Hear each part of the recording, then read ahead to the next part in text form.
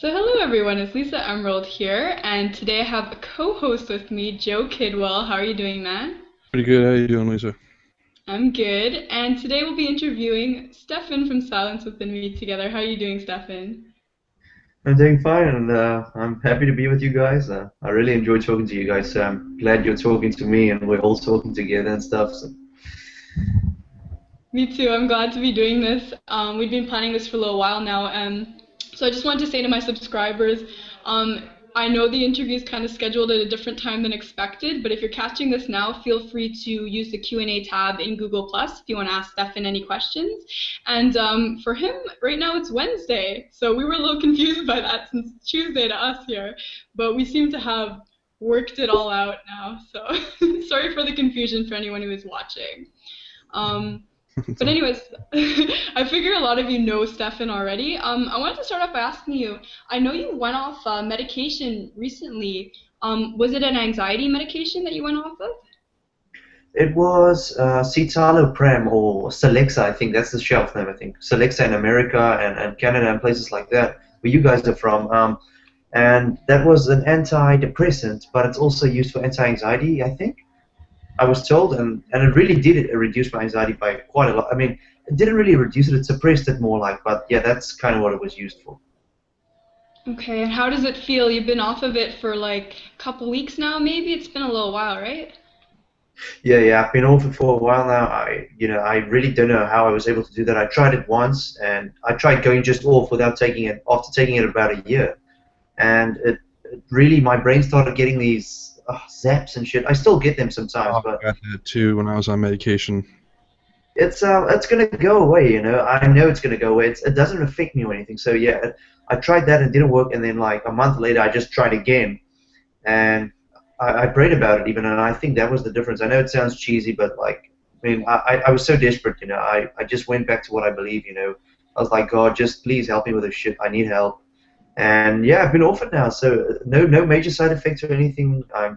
But my heart rate, I must admit, my heart rate is getting better. My heart rate was starting to sort of like be out of rhythm, kind of like, and now it's returning back to how it used to be, and so everything's a bit better now. Yeah, I'd watched your video on that, and when you were describing some of those symptoms there, I was like, it's pretty harsh. And Joey said you can relate right to the brain spasm or whatever it's called. I think I had the same thing. For me, it was like volts of electricity like surging through my whole body. And like I don't know when you say brain gas. Like for me, it wasn't just in my head. It was like my whole body, and it was Shit, just man. like I would get up from like sitting down, then all of a sudden like all this like uncomfortable feelings would go through me. It was just yeah, I had to get off of that. Oh Moose was gosh, like that for me. that sounds brutal. And so, Stefan, what are your thoughts on medication at this point? Is it something you'd ever go on in the future if you felt you needed to? Well, I remember. Here's the thing. I remember that. Oh, I just want to. Something popped up on my window. Okay, here we go. Yeah, I remember like when I first started taking medication, I told my subscribers and everybody on YouTube, I was like, listen, I'm gonna be the guinea pig. I know a lot of you are unsure or uncertain about medication. I'm gonna try it. Because I'm desperate. I'm gonna be the one that goes to the doctor and sits there and fears my ass off and everything with all the social interactions and everything. And I did it, and I was like, I'm going to try one medication. If this doesn't work, I'm not going to be one of those people that hops from medication to medication to medication because I don't want to be one of those guys.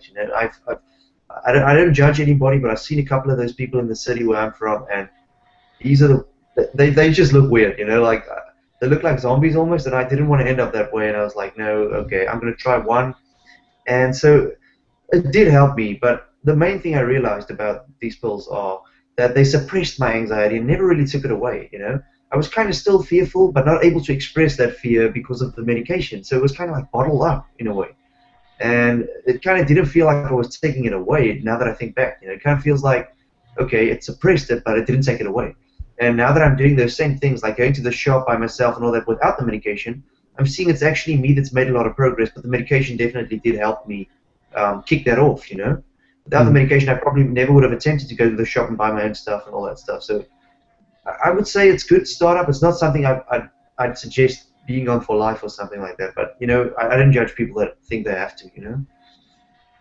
Wow, yeah, so you've had a pretty good experience with that. To me, it also sounds like, I mean, a lot of people say that about a lot of different drugs is the kind of thing that will help you kind of feel normal, but I know for a lot of people with anxiety, it does make you feel like a zombie apparently. But then you still have to keep working on your life. It's not a cure-all. It's not like you take a medication and then all of a sudden you're productive and you get a job and you do this. You have to like actually do the Yeah, work to do that. yeah, that's true. Would you say it like made you feel emotionally numb? 'Cause I'd be afraid of that. I wouldn't want like just I like having like a wide range of emotions. You know, I'd feel like I wouldn't want to be numb all the time.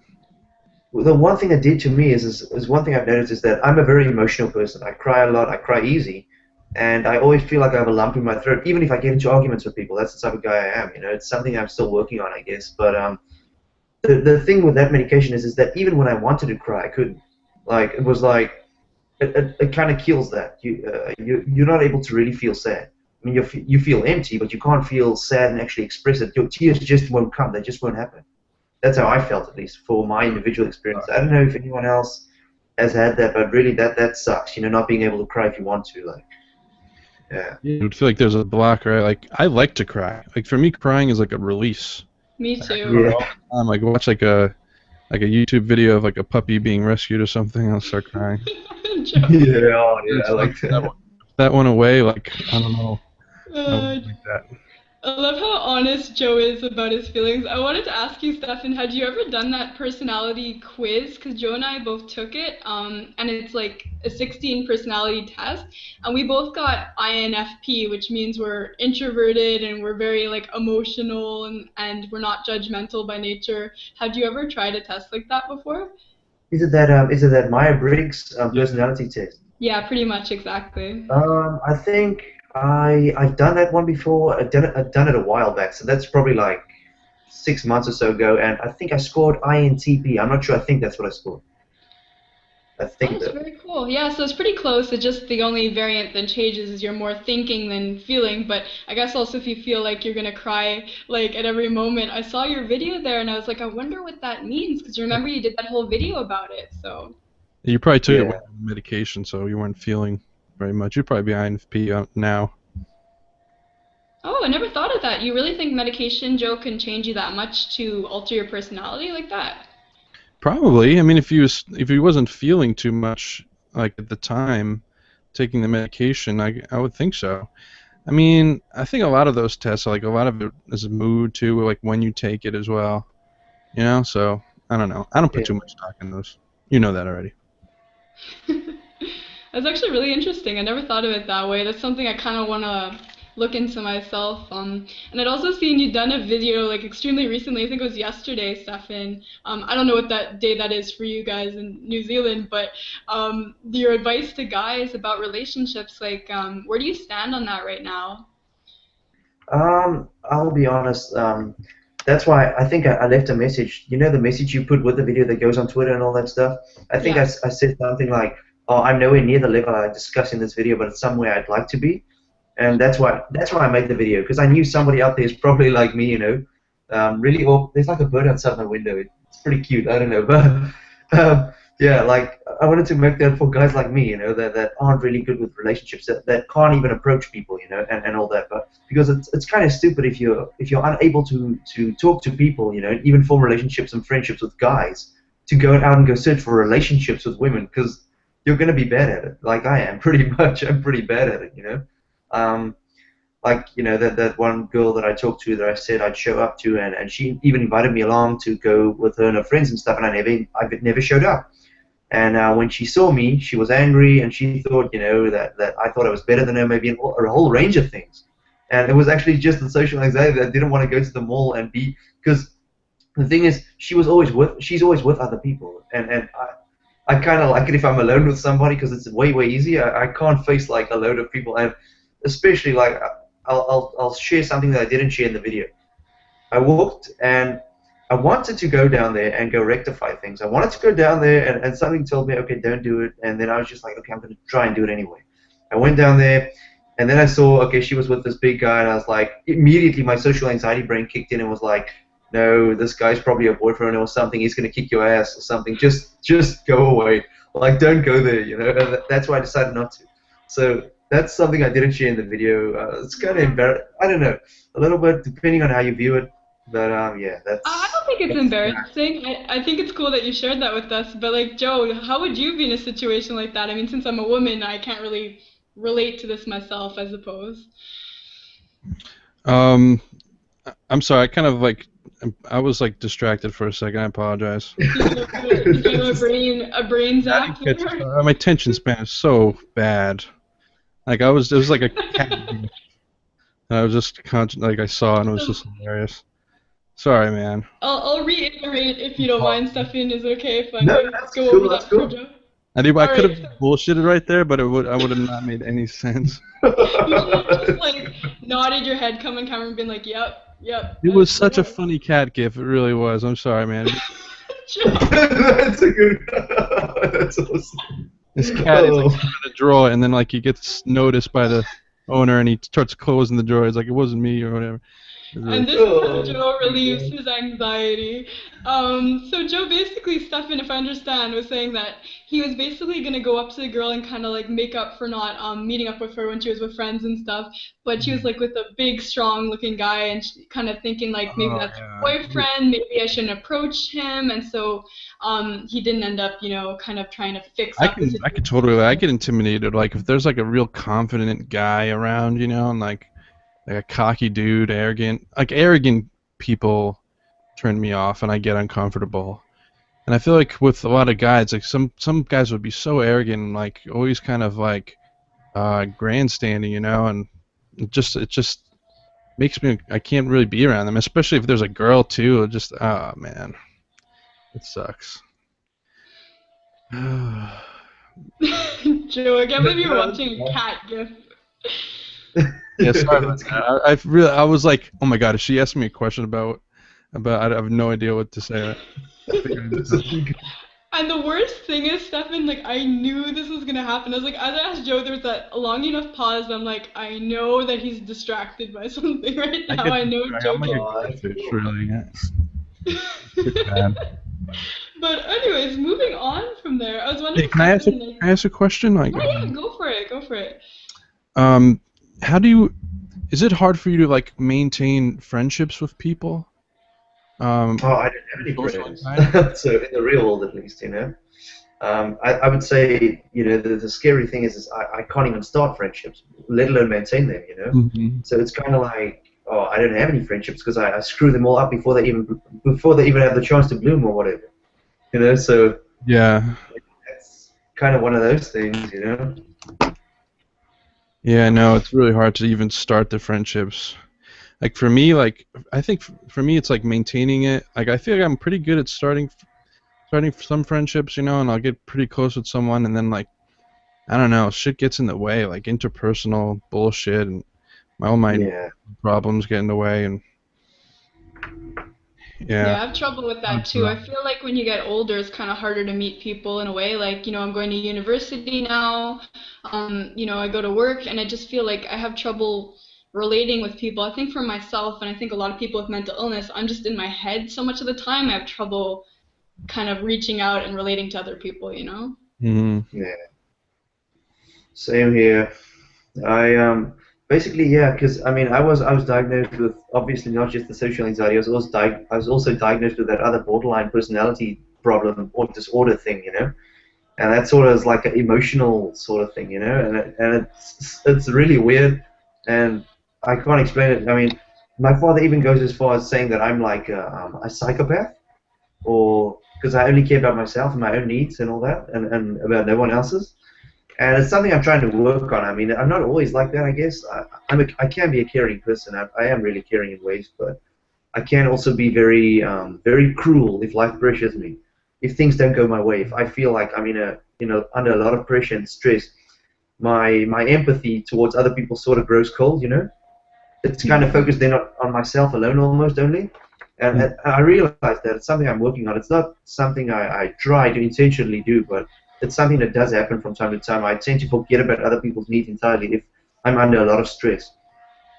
Yeah, I can tell you're a pretty empathic, caring person, but at the same time, the videos where like you get mad and like you're very pissed off, those are really entertaining. I just wanted to bring up that you had like this guy at work hold a knife up to you or something like that. Yeah.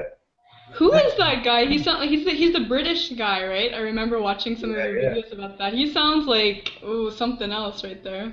He's pretty big, that guy. I mean, he's about. If I don't know if you guys measure your weight in pounds, am I right? Yeah. So yeah, but wait, let me look it up. This Pounds. guy is pretty big. He's like 4 times my size. I'm thinking about 4 times my size. And I would say he weighs around. Quick conversion. Yeah. I'm just using Google here. He weighs about 286 pounds. Oh. I got him Wow. beat. He's pretty big. I mean, he's a big, intimidating guy. He's pretty huge. I mean, he's not fat or anything. He's like literally just big. He's like a giant. Yeah, And that's intense. he's way bigger than me. So One sounds taking borderline this down, guy. like, just isn't an option. Like, Oh did my you report him at all? Yeah, or like.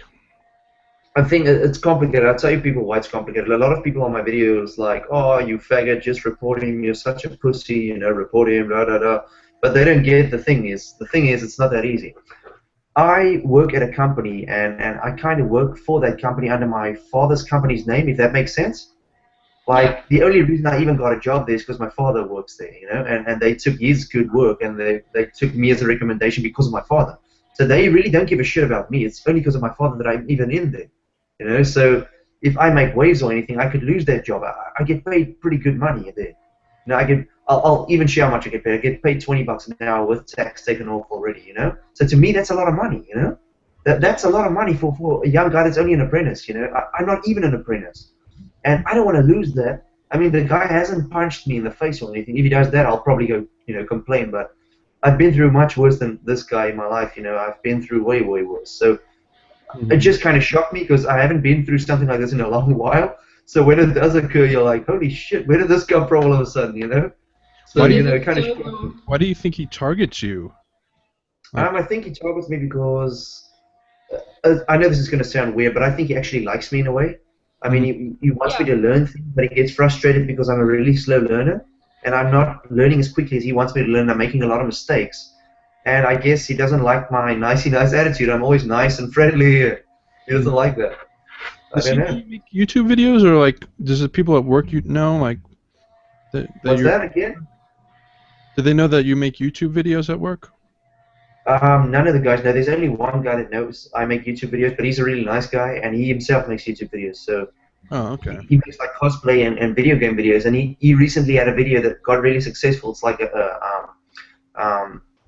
it's like a video where it's like a comedy video where he cleans his ears. He shows you how to clean your ears, and it's got nearly 200,000 views on YouTube. That video, so he got really lucky. And his channel's like really growing now, and me and him discuss YouTube and stuff, and yeah, it's just fun. He's really friendly because me and him were on the same page and we kind of do the same stuff, and so that's the only person that knows. No one else knows. Oh, that's awesome. That's really cool. And I assume like your whole family knows that you do it though as well, because of course your sister's featured in a bunch of your videos. Your parents know as well about your vlogging and everything? They know about all this. Yeah, they know I make videos. Even my mother at the moment, she's in fact at the house at the moment. She's at home. My father's out, my sister's out, and everybody else is out. My mother's here, and the kids obviously they're at school, the little kids. So yeah, it's just me and my mother here. Because my mother's a housewife, so she's always going to be here. She's always going to be around. But my parents, they don't I don't think they understand YouTube, the whole YouTube dynamic thing. To them, it's a waste of time. I could be doing other things, and they don't quite, because they come from a different background and culture. So, obviously they don't come from the internet era. So to them, this is kind of like bullshit. And so yeah, but they're used to me doing it now. They've known me. They've known I've done this for like over a year now. So they kind of okay with it, I guess. They know about it. And I guess I see you're also being pretty successful on here too. Like, do you also share it with them that like you're gaining subscribers, you're helping people? I mean, there is a big purpose to it that a lot of people on YouTube recognize. Yeah. Are they aware that like you're a social anxiety celebrity on YouTube? Oh yeah, I mean that's kind of cool. I like that. I like the way that sounds and everything. But I mean, I told my father, this could potentially grow into something big. I have told him before. I told him, what if I talk in front of thousands of people one day? What if I'm like a motivational speaker or something? What if that happens? It could. And then, my father just shuts it down and says, no, this is bullshit. It's Oh this man, what a internet. Really? sorry about that, but dude, you can totally do He that. says it's a bunch of bullshit. He's like, just work for your money, like any normal man. Don't waste Oh. your time with that shit. But you're a good It's speaker. I can see yeah. you do seminars and stuff. You can make a lot of Yeah. money doing that. But And you I can told make my money father, off YouTube too. yeah, it's fun. I told my father I really enjoy this. I never expected anybody to watch my videos. I even remember like when I uploaded my first video. It was uploaded for like 3 months and it had 30 views, and most of those views were my own views. Yeah. Like I didn't plan to ever make videos. Like I didn't plan it. And then when I uploaded that story video of mine, it just started taking off. Just the one day, I didn't even know where the views came from. I just looked at it and was like at 10K views, and I was like, shit. What the hell? Where did that come from? And then I just went from there. I just looked at that and I was like, oh, maybe I should do this. Maybe people like what I've got to say. And then I continued on with it, and I didn't think I should stop. I really like doing it. I really do. I'm not just doing it to pass time or anything like that. It's a genuine like a hobby thing. I really enjoy picking up my camera. There are moments obviously where I'm like, I really don't feel like making a video now, and I tell my subscribers that I'm honest. I'm like, the reason there hasn't been a video in a week is because I've been busy with work and I've been tired and I haven't really had the motivation. But I'm trying to sharpen up on that now. I'm trying to get to the point where I make videos every single day again now. But it's really hard. Yeah, and I love your honesty that you use on your channel. Like even I remember one of your videos, you're like, well, I just kind of got into my Pokemon cards, and I wanted to talk about that with you guys, and I was laughing when I was watching that video. It's so good how you can just be honest and be like, I was kind of away because I got distracted and I was buying all these booster packs, but I'm back now. So instead Yeah. of just making up some BS like, oh, I'm so busy in life and work is really, you're actually like, I was playing Pokemon cards, guys. Like, deal with it. So that's cool. Yeah, a lot of people actually hate me for that, call me irresponsible and shit. And even my father, like, I'll be honest with you people, I'll tell you even right, oh, I just turned up my volume. Um, I told my father, Pokemon cards, they became like an addiction for me for a while.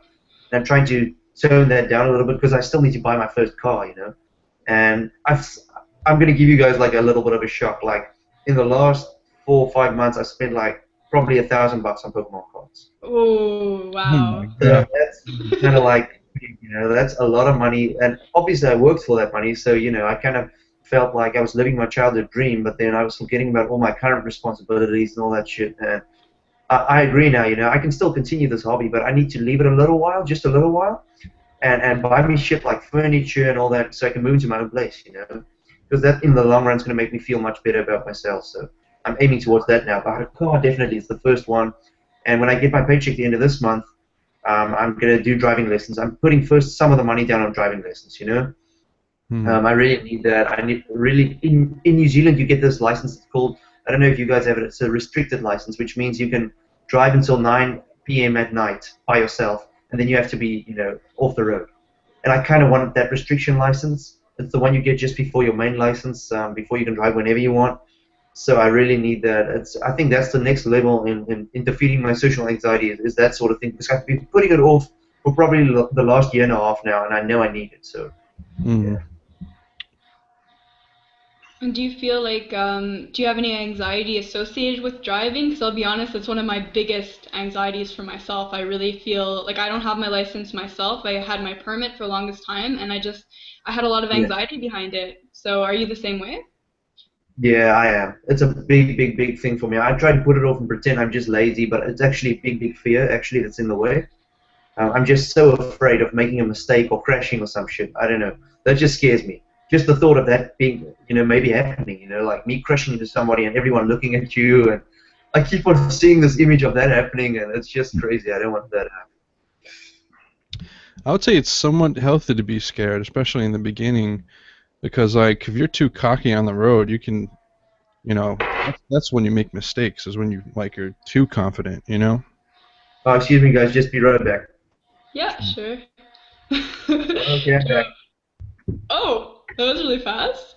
Yeah, I just scratched my nose. I just didn't want to do it. I didn't want anyone to see. I thought you were in the washroom or something. I was like, go for it, man. That was so I just funny. think you were like, And then I quickly turned the camera back on. Oh man, I'm just on the camera all the time, just like scratching my face and whatever. Like, I don't care. But I wanted to say, I hope we can get to the level, Stefan, of Joe, where Joe is like staring people down at red lights and stuff in his car. Yeah, I gotta get on that. Well, Black Friday's coming up, so I'll buy some new cameras and then I'll be able to do it. Like the glasses, you mean, or something Yeah, else? hopefully there's a deal on that, but I also need like a good handheld camera too before I make them, for like other shots. Yeah, that's too funny, man. I wanted to ask Stefan, do you have any goals for next little while on your channel, like things you're aiming to achieve?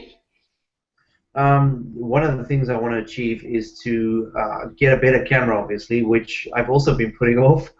And not just that, to sort of do different things, because I kind of feel it's getting stagnant now a little bit.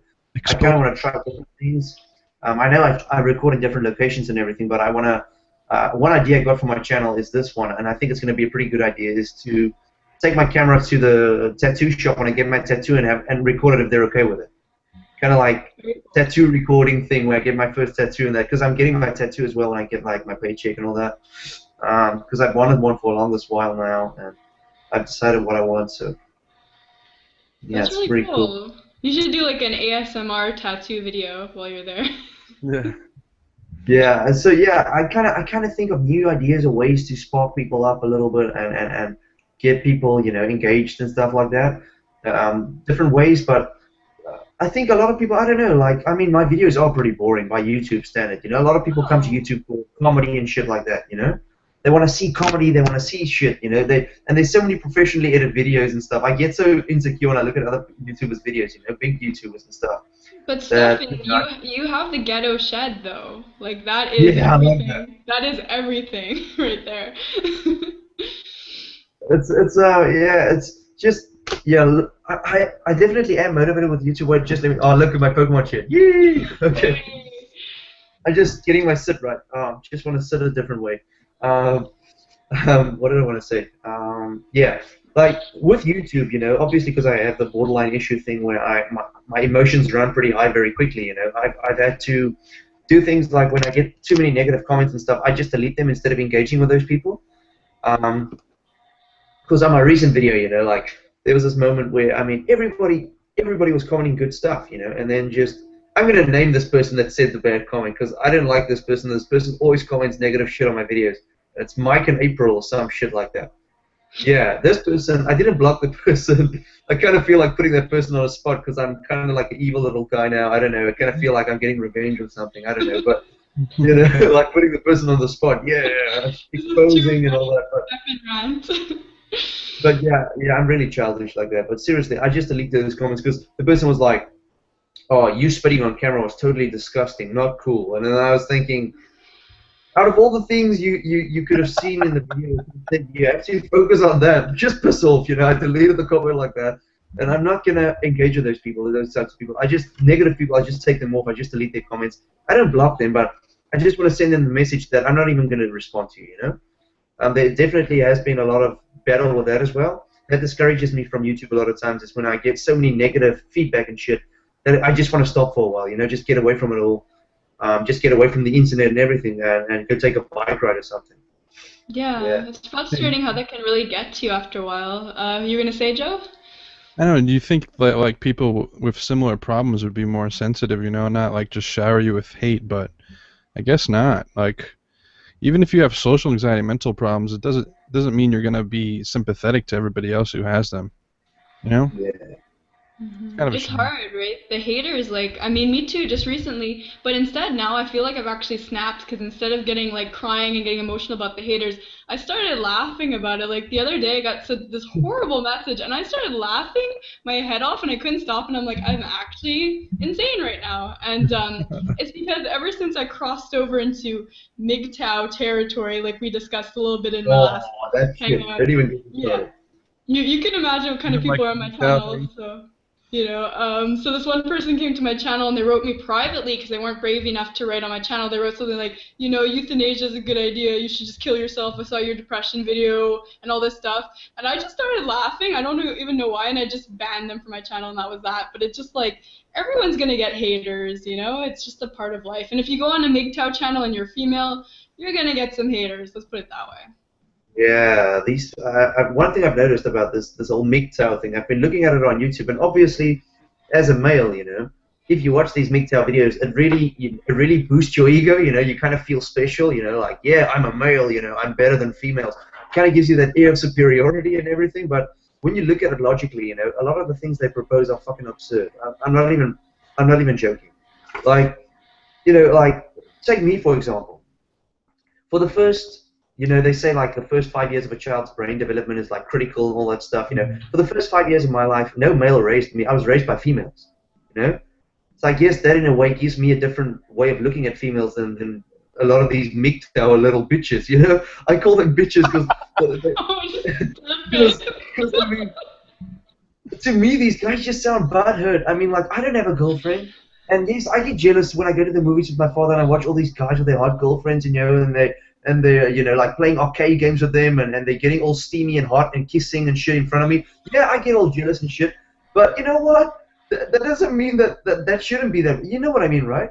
Like, you're killing me here, man. like, it doesn't mean that you should hate all women just because you're not getting any. Like. No, exactly. Like, I just want to make a point that I think a lot of MGTOW is really good. Like, we're not going to go into a MGTOW interview here. I've been there, done that. But all I'm saying is, I agree with a lot of it. But people that are part of MGTOW and go to my channel just to insult me and tell me to kill myself because I have depression, that's when I have a problem, and that's when those people get banned from my account. But I want to add, a lot of the people did come from MGTOW onto my channel, and they are amazingly nice people. They just kind of think society is screwed up, and who doesn't feel like society is a bit screwed up anyways, right? So. Yeah, you are going to get those, those radical people of any movement, like for feminism and all that. It's good to a point, and then you get those weirdos, those Exactly. ones. And like, but then the thing is, a lot of these MGTOW guys, they use terminology like mangina and like, what else is there, like white knighting and pussy man or some shit. I don't even know. Like, there's so many terms. Like, there's so many terms like pussy chaser and all that shit. Like, all the red pill and blue pill. The fucking hilarious part is that the majority of them are like that. Like a lot of them are those terms they're using. Like, it's like, why are you using this? You're just projecting with this shit, I look at a lot of them and I'm like, wow, really? You're really gonna make females out to be that bad when really they aren't, Like, it's just how it is. Yeah, like you said, there's radicals in any community and stuff. It's true. There's the people that take it to extreme to the point where some of them on the channels are fighting with each other, and they're like, "Stop white knighting for that person," and they're like just fighting. And some of them want to go live on an island altogether. And I'm like, if you guys did that, you'd end up killing each other. I hope you realize that. But anyways, let's get off of MGTOW because I don't want any more controversy on my channel if I can avoid it. So let's move on from there. Joe, did you have any more questions you wanted to ask from before? Because I know you had been brainstorming some. Let me see. So I'm just like, let's get away from MGTOW before I get into trouble again. I'm like, please, guys, I'm in finals. I don't want to get hate messages right now. MGTOW. It sounds like a karate clan or something. I don't know. I just patted the camera by accident. Here we go. Oh, man. Okay, wait. Actually, I had a question, if you don't mind, unless you have something right away, Joe. Yeah, my questions are really generic too. They're not that good. Okay. I just wanted to ask Stefan, because on my channel, I haven't really spoken much about BPD or borderline personality disorder. Do you mind explaining that a little bit to my subscribers? Because I don't even know too much about it myself. I did a lot of research on this shit. Okay, not research. I mean, if reading a lot of Google articles and shit counts as research, then yes, I've done a lot of research, and it's been like over a year now, probably coming that I always knew. I was always doing research on mental health issues and all that shit, that stuff. I was searching for something that describes me best because I knew I was really chaotic as a person, and then I realized, okay, what defines borderline personality disorder is an unstable range of emotions, like emptiness and anger. Those are like the two hallmarks, features of BPD, and obviously issues with people in general, just issues with people in general. You perceive so many things as an insult and an attack on your person that it's really hard for other people to connect to you because everything is too emotional. It's over emotional, and that's one of the things. Like, wait, I have to actually Google a page here so I can just give you my own stuff on that. Okay. Let's just go into that again. And is it also to do with abandonment a little bit? I remember reading at some point. Like yes, apparently people that went through a lot of abuse as children, abusive environments, poverty, stricken environments, extreme poverty, abuse and stuff are prone to developing this disorder. So, I mean, I really can't say I come out of such backgrounds. I mean, some of the houses I lived in as a child, if I had to take photos of them, I probably should do it one time. I should go on Google Maps and show some of the people some of the houses I lived in. I think you can actually street view them. And then you can see some of the shit I lived in, and it's That would like, be very interesting if you did that, actually. That would be a really cool vlog to do or to talk about that a oh, little bit. so bad, and I guess that formed a large part of my personality and stuff is that, and my father, I mean, he doesn't do it anymore, but he abused me physically a lot, and yeah, I was always really afraid of him. So Hmm. that's kind of, I guess, what developed this unstable sort of sense of self and all that.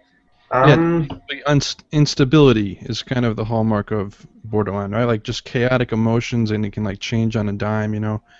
Like that's kind of like borderline, right? Is that accurate? yeah, like for example, I'll give you people one of my best examples before I even Google this shit. Like when I see a negative comment on YouTube, a very negative comment, it really gets my heart racing. Like it gets my heart racing, it gets me angry, it gets me upset, and I can't even think straight. And that's normally when I engage in, like an angry reply back and forth with this person. And then I decided, I can't do that. It's pointless. There's so many people, and some of these people I never realized it, but I now realize it. Some of these people, they actually view me as a celebrity, which is pretty fucking sad, because I mean, you get people with 1 million plus subscribers. Why view me as that? I don't know. Then they come to my channel and they purposely say a bunch of shit in hopes that I'll reply to their comment, and I never realized that until recently, because like some people will comment some rude shit, and then I replied to this one guy, and he was like, "Oh, I never knew you'd reply. I just seemed to get your reaction." And then I was like, "What a dumb piece of shit. Why try to hurt my feelings just to get my reaction? Like." What is this shit? I'm not a high and mighty person. Like, if I lived in the same country as you, you could just knock on my fucking door and talk to me, and we could even hang out. I You don't, Yeah. I don't never care. do it though in person, you know. It's just the safety of a keyboard behind the screen. It almost kind of like makes you think it's not even real, you know. It's probably But I've noticed that too, though. it is cruel though. Like yeah.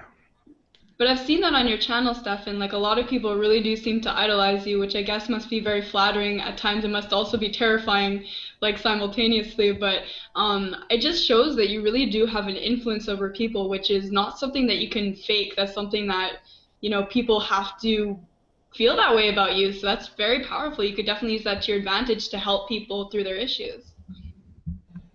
Well, yeah, I mean, I was angry at YouTube for a long while because there was so many things. I mean, so many things happened to me on YouTube, like the whole Christine Judith thing. And then even Yeah. after that, I'm going to tell you people something that I've never discussed on my channel anyway, something that I'm not even supposed to discuss. I mean, in fact, I'm not even allowed to Oh, discuss it because I got told that I could be in really big trouble if I did discuss it. But anyway, I'm going to do it anyway. Okay, but so we're live right now. That's okay. yeah, that's fine. That's fine by me. Okay. I made a video a while back. Like I Exclusive made a from video a while back. Silencewithinme. I was really emotional. I was really angry with not having friends and everything. And I started talking about mass killers and how I idolized some of those guys and all that shit. Remember that those range of videos I made? Yeah, I, I've seen I don't know. Yeah, I was making kind of strange videos.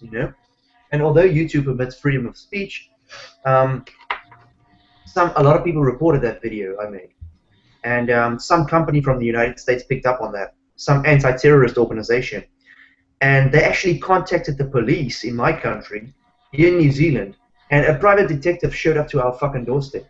What? Like, yeah, like for real, like a private detective showed up to our fucking doorstep. It was like one of the scariest experiences of my life.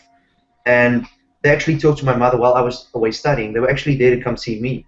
And, my mother and sister, they were angry. They were shouting at me, and they were telling me to shut down my YouTube channel and all that shit. And I was so angry because I was thinking, man, the people that reported this video are some of my viewers.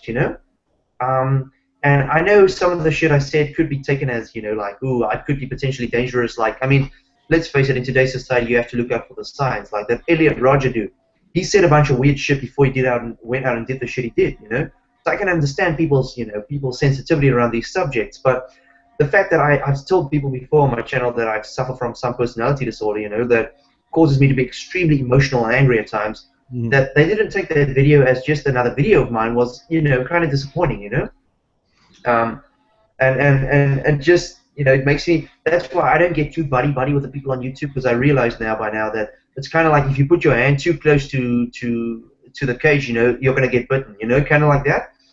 I mean, I'm friendly with everybody. I love YouTube. It's an awesome community, but I don't get too buddy and too closey with everybody, because I know what that means. What has happened to me on YouTube before, like Christine Judith shit. All these guys that claim to be my friend on YouTube, they all turned on me, like all fucking 50, 60 of them probably turned on me and made videos about me, telling me I should go kill myself and all sorts of shit. And in reality, I didn't do shit wrong, you know. Oh my And God. so all the shit, basically, there's been a lot against me with YouTube, I've had all the reason to shut down my YouTube channel, but I'm still here, and I'm glad I am. And yeah, so obviously I'm steering clear of making videos. When I get too emotional, I don't get on camera anymore, because I could be saying a bunch of shit that might get me in trouble or might get my channel shut down. So I understand that now, Mhm. And they even told me that my YouTube channel is under watch. But I don't think it really is, it's just like a scare fucking tactic, because I didn't really, claim that I was going to go out and kill a bunch of people. I was sort of hinting at it, but I didn't claim it, I I was talking remember, really. I know which video you're talking about. Yeah. Yeah, you took it down, right? You took that Yeah, I one. took it down. I had to. I was forced to take it down immediately. They told me to take it down. I mean, It, YouTube themselves didn't take it down. I did, because I had to. Because you were just talking honestly about those feelings, and really, I don't think it's that unusual. Everybody probably has some kind of homicidal ideation, Like even me, like if someone crosses you the wrong way, like very fleetingly in my head, I'll imagine something just crazy, like. But I think it's just important to like let it go, and everybody has it, and I think it's good that you kind of talked about it. I yeah. mean, I'll be honest, people. I'll be honest with both of you that even as a young child, up into my adulthood, I have a side to me that's a pretty dark sort of side. I have a very there's a side to me that I would describe a very careless, emotionless, evil person. There is that side to me. I think most people will say they have that side, but when I say it, I actually mean it. Like, Mhm.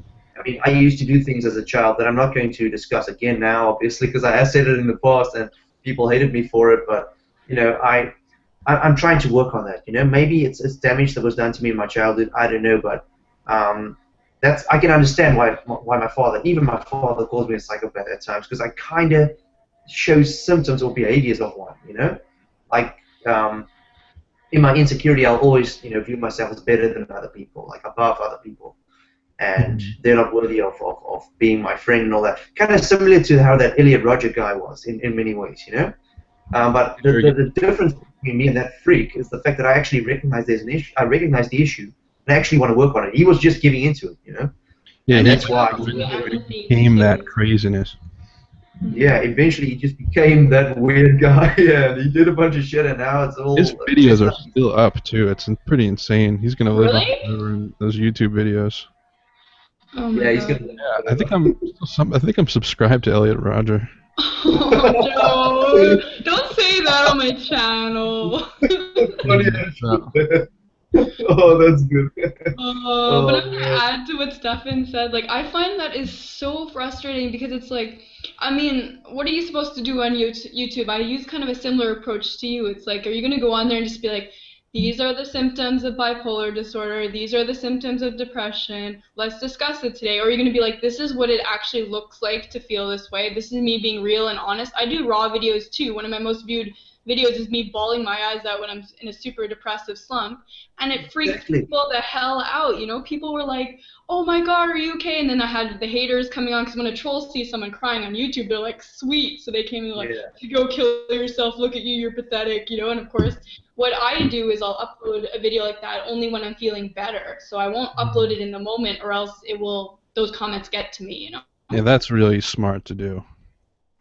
And save them for when you can kind of like process it, like have all the feedback. You know. But Yeah. that's the thing.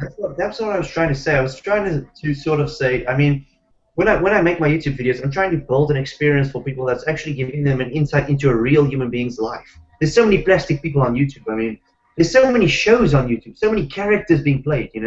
That I think I felt that there's enough of that. Hmm. that I can just be something else, you know? I can just be myself. And a lot of people appreciate that, but I've also unfortunately paid the price for being too honest and too open in many instances. So, I mean, I know where the boundary is now. I know you can't say shit like, oh, you know, when bullies hit you and do things to you, it's time to hit back and take revenge. Because comments like those, they get you in trouble because of the sensitivity around mass shooters and all that crap. So I Yeah. know where the boundaries are, you know? I know where they are, That's so frustrating I though, would. because I think everyone has violent thoughts and things like you express. It's just like you were brave enough to express them, and then that gets you in like all sorts of trouble, right? Because I do get it, because they do have to be cautious, like you said. But then you feel like you can be yourself, but only to some extent, right? So it's Yeah. frustrating. Oh man. But like Joe, you yourself said you have trouble being opening up on your channel when you're doing videos too. Yeah, I do. And I think at first I was more comfortable because I didn't think anyone would really watch them, and I just like pouring like whatever out. It was just like real desperate time, and like I felt more comfortable. Like you get self-conscious about like who's watching it and stuff, and like honesty is really hard. You know, to like really to be fully honest is really hard, I and think you I'm want more to like be honest. Stefan in that case though, because I feel like I'm too honest like Stefan, and then sometimes that gets me into trouble. Like when I do a street harassment rant, and then all the MIG towers are like, "Sweet, let's go, let's go on Lisa's channel." That's what happened to me. So I mean, the thing is, you learn your boundaries, like you said, Stefan, and you go like, I really do honestly feel this way inside. Sometimes I want to kill people, but I shouldn't say that on YouTube because that will get me, in trouble. So you know, it Yeah, is. I think what actually got me in trouble wasn't the video itself, but the comments. Because Yeah. like I mean, I was pretty much going psychotic in the comment section. I was telling people, ah ha ha, you know, if somebody crosses me, you know, nothing would give me greater pleasure than seeing the pain in their eyes and knowing that I'm the last person they see before they die, you know, stuff like that. I was commenting shit like that, and that is like Yeah, grounds for trouble. That is asking for trouble. Like you can't get away from that. If you make comments like that, you're gonna get called out for it, you know. Yeah, that's especially true. like I said with the mass shootings and all that shit, you can't say shit like that. You just can't do it. I can understand why it happened, what happened to me, but I just kind of feel I don't know. It kind of feels like you can't express your full range of emotions like that. hmm Yeah, that makes a lot of sense. I can understand, because I didn't know that about the comment section. Like, I'll be honest, a couple of times I've seen in your videos, you've had a couple of like back and forths with people that are pissing you off, and I've done that too. But the only way I do that is if someone actually makes a point that's like valid, and they go, you know what, I don't agree with you on this, and then they say their opinion. But they're on your video and they're like, you're so ugly and stupid. It's like, what are you going to say to be like, let me convince you otherwise? I mean, there's some battles you'll never win because they just want you to feed into that, right? So, What I normally do is when I get those guys that say, "Oh, you're ugly and shit," or I mean, look at your eyebrows are weird. I've had comments like that, like random shit, like the randomest shit. Then I'd be like, okay, step one. I'm like, step one, upload your video to YouTube. Step two, actually have people like you. And step three, build a successful YouTube channel. And if you can do that, then you can criticize me, you piece of shit. And I'm like, I say shit like that to them. Like, I get so over emotional that I've just decided, I'm gonna do what you do. I just delete it or ignore it. yeah, yeah, Like I that's get it. so fucking angry and just into it that I should just ignore it.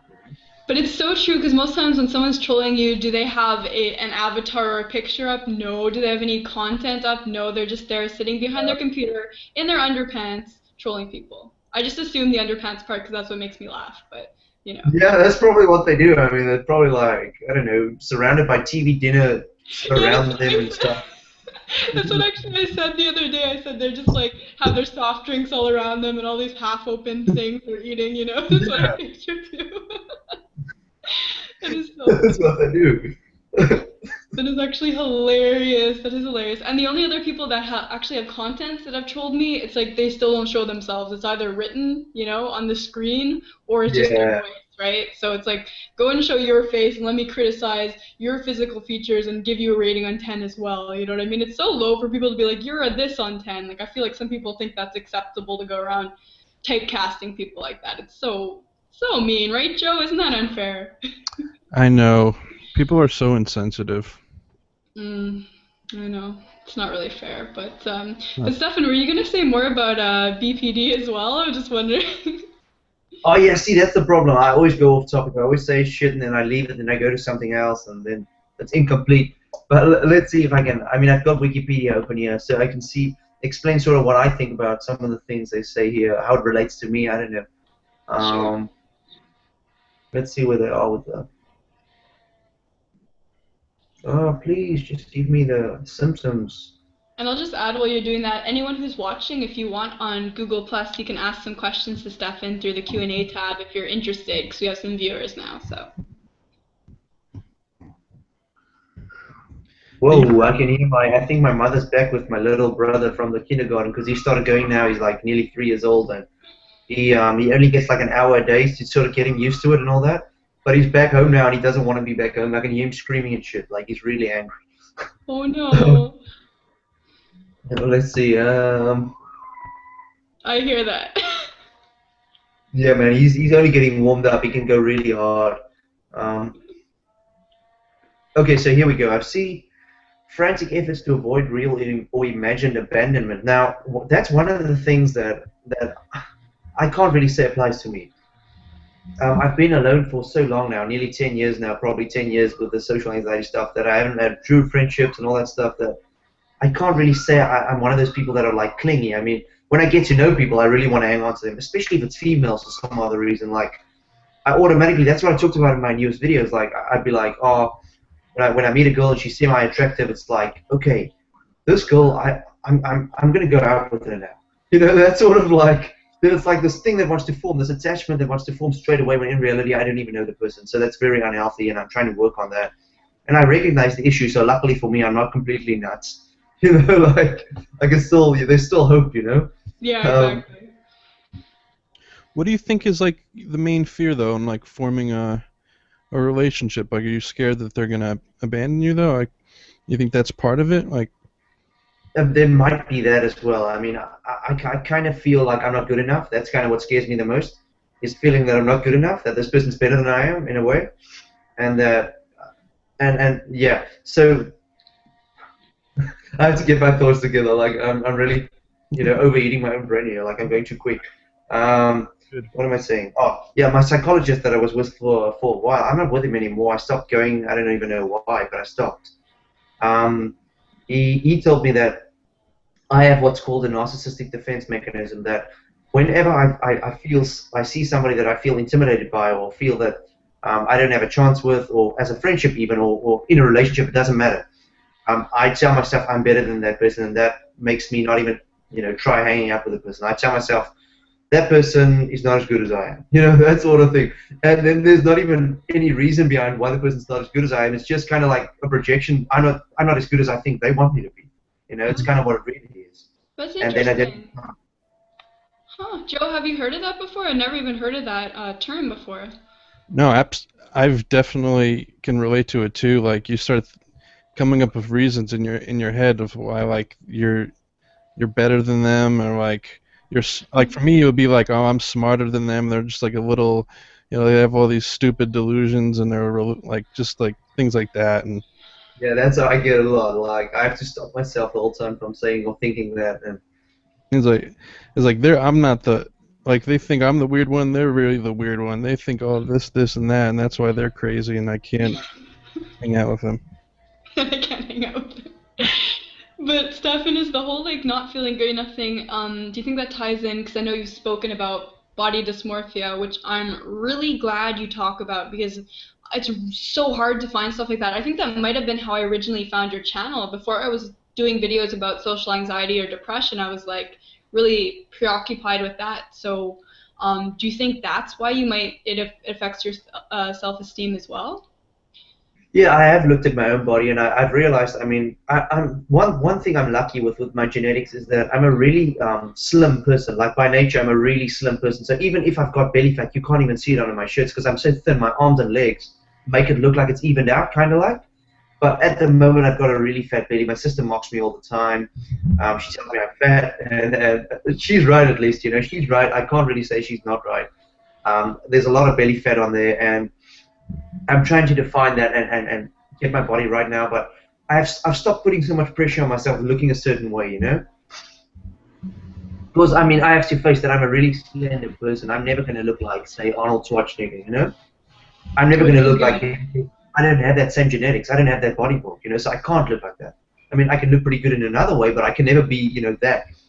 And Mhm. unfortunately, society has sort of made that image like the pinnacle of male sort of accomplishment, you know, to sort of look like that, you know.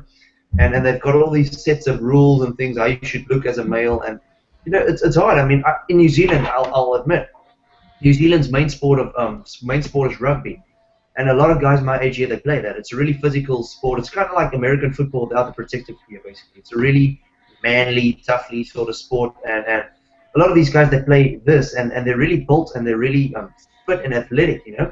And you feel intimidated because they're walking all around you, you know.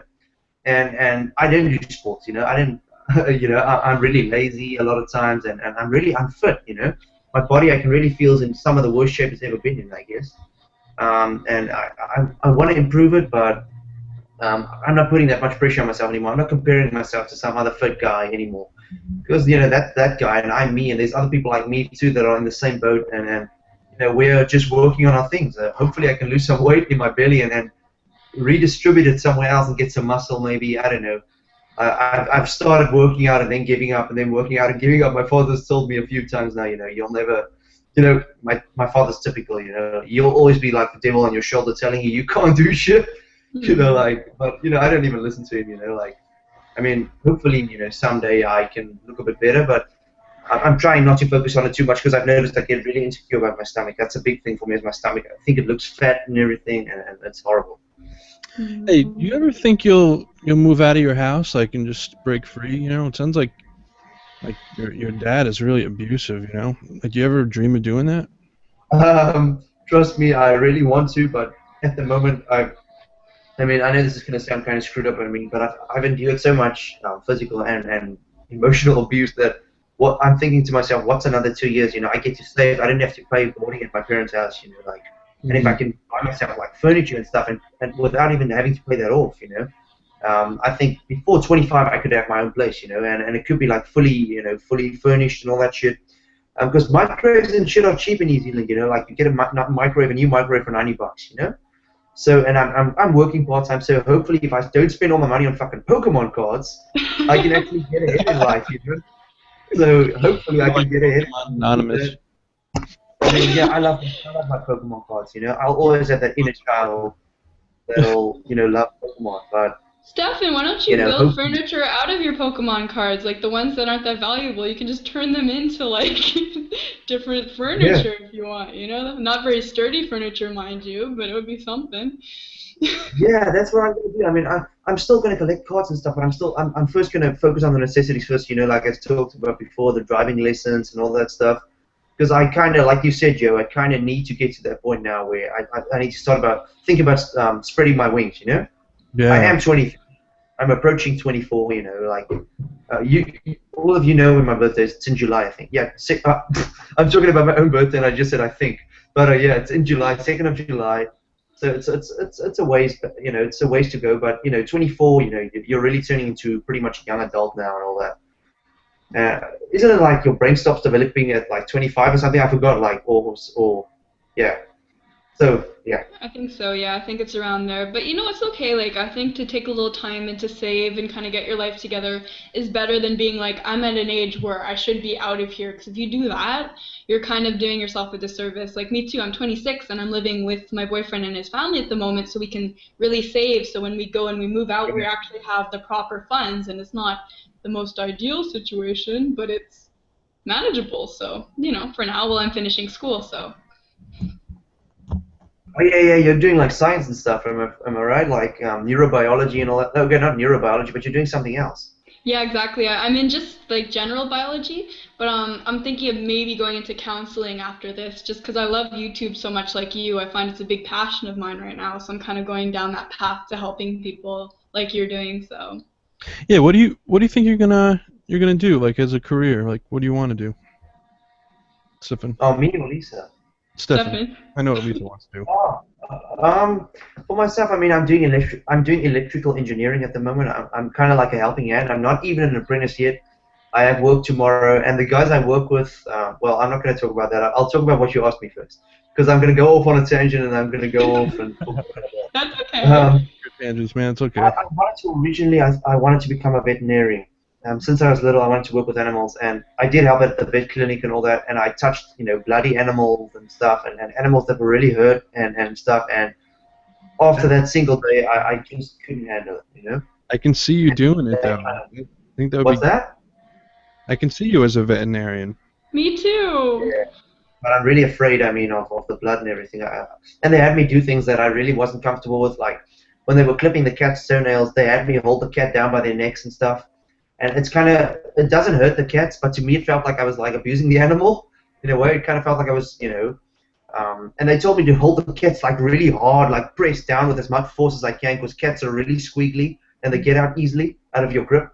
And I didn't want to do that. It made me feel like I'm some barbarian or some shit. I don't know. You know what's kind of like a good like in between is like if you started like a rescue home. That's something I wanted to do for like I have like 30 cats. I was thinking like starting like a rescue home or something, but we got it down to Yeah, man. so that's a good idea. Cats. Do you have cats right now? Yeah, I have 6 cats.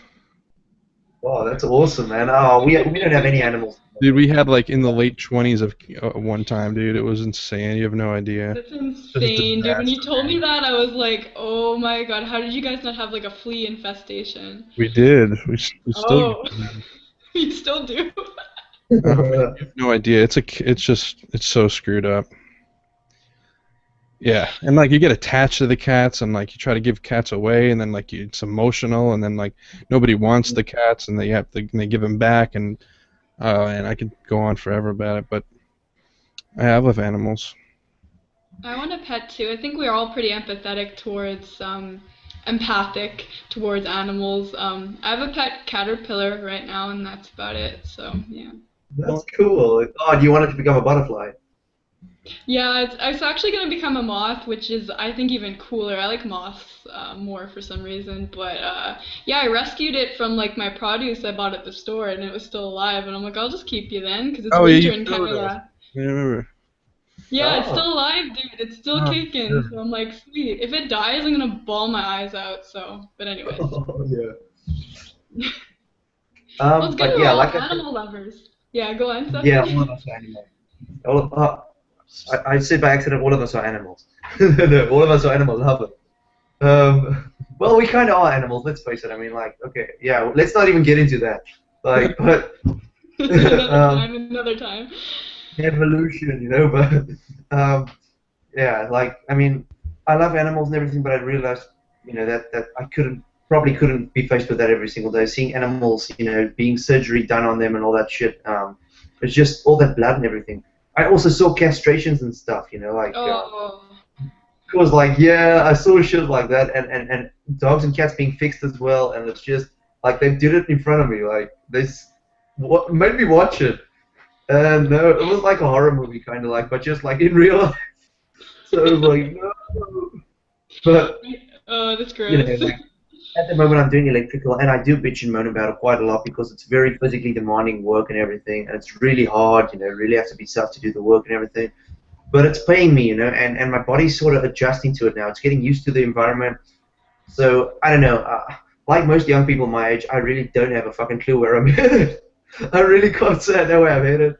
But personally, I'm doing the electrical thing. I'm writing that out and doing YouTube, I guess, and hopefully, I can find a balance between the two. What's happening, Joe? Oh, so cute. I just want to show you my cat. And black's my favorite color as well, so that's awesome.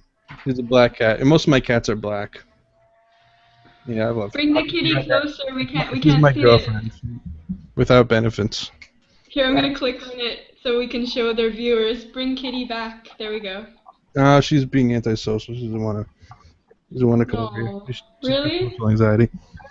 Social anxiety. I think animals can have social anxiety. Like. I have one cat who's so frigid and scared all the time. Like it's like a disorder. Like it's just like any sound she'll freak out. I believe it. Stefan, where'd you go, man? Okay, disappear, man. Can you guys see me or not? No, Yes. your mic turned off. I mean your cam. Can you guys see me or not? Yeah. We can hear you, not see you. Oh, the thing is, my camera's all weird now. It doesn't want to go on again. Hey, That's I all have the weird. same. I have the same. It's echoing now, actually. Stupid camera. Um, I'll see if I can fix this. Come on!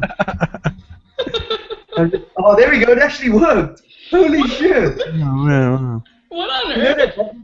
that was so cool. Like I that.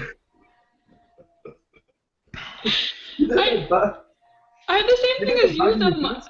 Like mine's called UCam as well, and like I have to load it up sometimes. I don't even know my computer like the. I don't even get how it works either. But anyways, Stefan, I wanted to ask you about your job. Because at one point you did a video about having like a panic attack or an anxiety attack when you were crawling into like a small space, or you almost did. Oh, Do you still the have work to I do do is that? like, yeah, the work I do is like really, really dirty and really, I mean, it's really physical sort of work. Like, I think any person that hasn't done work like this before, if they had to work in the first day of that job and had to do that straight away, they'd shit their pants, like literally. Like, it's the most scariest thing to come into if you don't even know what's going to happen. You know, like, I mean, I still have to get into like cable trays and stuff like that sits in like, I mean, in the roof, and then you'll be like surrounded by like cobwebs and shit. It'll be like all over your face. I'm so used to it now that I can't even. I mean, I'm so used to it now that I've been forced to get used to it. Basically, I mean, otherwise I wouldn't have a job right now. So it's kind of like, I mean, I would have a job, but I'd be paying like three-quarters less of what I'm getting paid now. So you know. I kind of learned to suck it up a little bit, but it's a harsh environment. I'm not gonna lie, it really rapes a guy like myself's emotions. It But do you really ever does. still have like the anxiety attacks, like a full-blown one, or are you so used to it now that that doesn't happen as much? Like what I do is if the environment gets too much for me and it's too dirty for me, it's like really a dirty place. I'll be honest. I just go to the toilet and go sit there and like just sit there for like 5 minutes. I don't even do anything. I just close the door and lock it behind me, and no one has to know. Like I'm just like, oh shit, I've escaped for a little while, you know.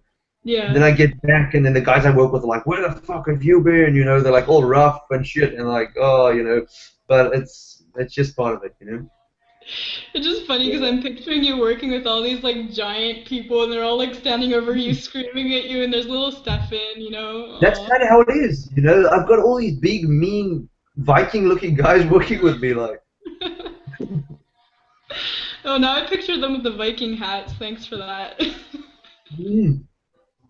And that's just how it is. I mean, these guys, I don't even know. I sometimes go, Lord, how did I end up like this? How did my life end up like this? I was like a little boy 20 years ago living at his grandmother's house, you know. How the hell did I end up here? Like, what happened? You So know? funny, the dude. same thought all the time, man. I'm like, I wake up and I'm like, what has my life come to? I'm in my dad's basement. I'm surrounded by cats And please. and fleas and and spiders that I don't kill because I just can't kill things. I have Oh, a spider gross. problem now. Yeah, I'm the same. I take them outside, even poisonous ones. Yeah. And the rare times I do kill things, when I'm like thinking to myself, is like, okay, there's like there's so many spiders, like I gotta kill them. I gotta do something about it. And I always feel real bad afterwards. Yeah. I always think like, is it worth it to kill something if it's just inconvenient to dispose of the spider by putting him outside? Is it worth it to take a life even if it's a spider? I mean, I don't do it either. I can't. people make rationalizations like if it's like conscious or not, but I think that's all bullshit. Like they're definitely when you see a spider scurry away, like it's hard to argue that it's not a fear response and they're not feeling fear in that moment, you know? Have you guys Yeah, I ever think done the also. like this? It's bad though. Like, have you ever guys ever done it where it's like near like the faucet or something, and you kind of like wash it down, but you pretend you kind of didn't do it on purpose, and then you feel really bad, and then I've done that before. Yeah, I've I'm done like, that too. oops, I didn't mean for that to happen, and then I feel guilty for like an hour afterwards. I Oh have god. kind of a funny story like this at my job, right? I'm really close with the manager, this Indian woman. She's a lot older than me, but and like we would talk about how like she's always complimenting. She's like, "Oh, you're such a good person. You have such a great heart. You're like, and all this." And like, and I'll tell her like she knows I don't like killing things, and she said, "Oh, I don't like either." And one time I caught her sweeping up a spider, right? Like, and I'm just on my iPad, and I look up, and she's sweeping up this spider, and we catch eye contact, right? And I look at her and she looks guilty. Like she's like, oh my god, like he saw me, and like, I get up and I save the spider, and like I can just tell she was just really, like she was really upset about it, you know.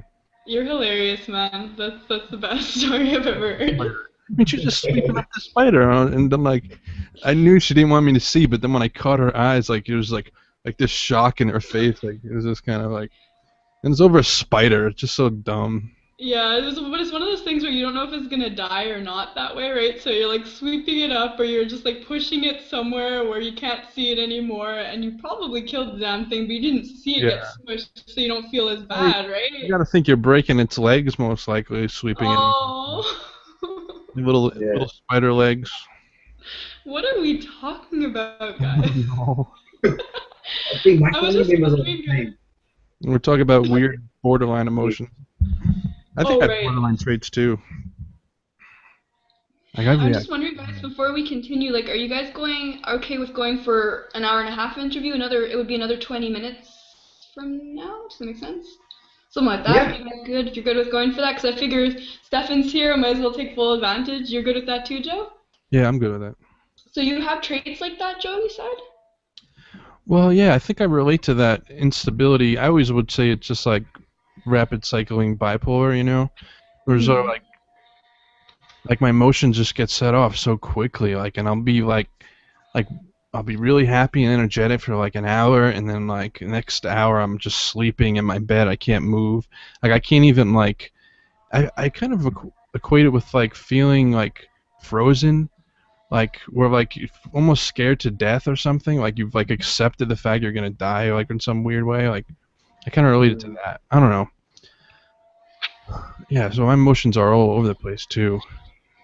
But a lot of it's also fueled by drugs. So At least you admit it. Really?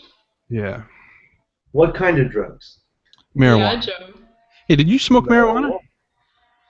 I did once, but never again after that. I mean, I'm not a tight guy about it, you know, like, we say once a month, you know, like I said, if I see a bunch of people outside the library, it's normally trashy teenagers, I'll just, you know, join them, I guess, but overall, I would never buy my own, probably not even my own alcohol, because my psychologist told me I've got an addictive personality, and it runs in our family background, and that I'd get addicted right away, and I'd probably just want to get drunk all the time, you know, so. Mm-hmm. Well, it's interesting they could tell that about you. I didn't know that. I really don't know much about addictive personalities personally. I'm pretty clueless about that. I have the most addictive personality I think ever. Like everything is addiction. Everything it's like I need instant gratification for everything I do. Like as soon as I'm done watching porn, I need to eat. As soon as I'm done eating, I need to like watch a YouTube. It's a constant. It's just a constant, like And endless. once you save a spider, you gotta save the whole spider family, right? Yeah, it's a big problem. That guy Archie's gonna make a addiction zone support group. Oh God! But then you're gonna be addicted to the support groups. You understand that, right? Because we're in a part of so many support groups now, so it's never ending, really. Oh God. All right. So I'm gonna move on from here since this has gotten a little bit creepy. Yeah, But we can change it. no, I actually love these topics. I love how easygoing we're all in this chat. Like, I'll be honest with you, Stefan. Like, Joe and I were gonna prepare for your interview and like think up questions, and then since you said we'll do it today, we kind of said like we're just gonna go off the cuff, like face our own social anxiety and just kind of like go for it. And I'd say this is a pretty successful interview so far. Like, I'm having fun. Yeah, it's cool. Yeah, It's a good time. I wanted to ask you because this. Sorry. I'm just stretching. Ah. Stretch time. Okay. Yeah, Joe also wanted to know this, and I've been curious myself. Has doing videos helped you with your social anxiety in some ways? I would say the videos where I go outside and stuff have really helped me. I mean, the ones where I've talked to my camera and walked on the sidewalk past people and stuff has been really helpful, and shown me that it's not that bad, you know. One of the things I've started telling myself, and I know this is going to sound like really bad, I try to view myself as a humble person, but when I get nervous outside, I keep on telling myself, don't be nervous, you're silence within me. You know? Like, I really tell myself that. Like, It's like, Hey though, I man. can't, okay, I'm going off camera now. Wait. You're Oh, awesome, man. that was Wait, wait, so wait. I'll be back just cute. now. That was so Like, cute. I can't. I hope it's working again. Oh, come on, this camera's doing that shit again. Wait. Oh no, you broke it again. I'm There. gonna start doing. How do you fix? That was so weird. You just like smash it and then it works all of a sudden. No, I just go on that icon where you disable your camera, and then I just furiously click it on and off, on and off, on and off. Are you serious? I'm gonna try that because I have the same thing as you. I have the UCAN thing, so I'm gonna try that next time and see if it works. But I'm gonna do the same technique as you, Stefan. When I get to 1,000 subs, I'll start going. What am I scared of? I'm Lisa Emerald. For now, I can't do Yeah, it. exactly. Like, yeah, that's what I keep on telling myself. Like, I mean, and it doesn't even work. It doesn't even work. It only works for like 5 minutes. I've tried saying that to myself now. Okay, you're silent within me. Why are you nervous? You know, you're doing this thing like a speaker and everything. And then I still get nervous. And then I still, you know, like hurry outside to get back inside the house. You know, like, oh shit. Yeah, I was gonna say, like, it's gotta help your self-esteem, you know, to have like so many people following you, you know, and Yeah. like watching all your videos. Like, it's definitely gotta help with your self-esteem in some ways, you know. You don't think it does, or? One of the scary parts, though, is that in reality, the reason those people relate to me is because of my issues. You know, like it's not like you know, like I'm Michael Jackson and I've got like all these people following me because I can do the moonwalk and shit. Like it's That's not. true. Like, I don't think that, dude. There's a lot of people who make social anxiety videos that don't like get nearly as many subscribers as you. So it's not just that. Like you're an interesting guy. Like you really are. Like I don't know if you want to. It's sometimes it's hard to process compliments, but that's true. Like you should feel good about everything you've done. You know, you're helping people and everything.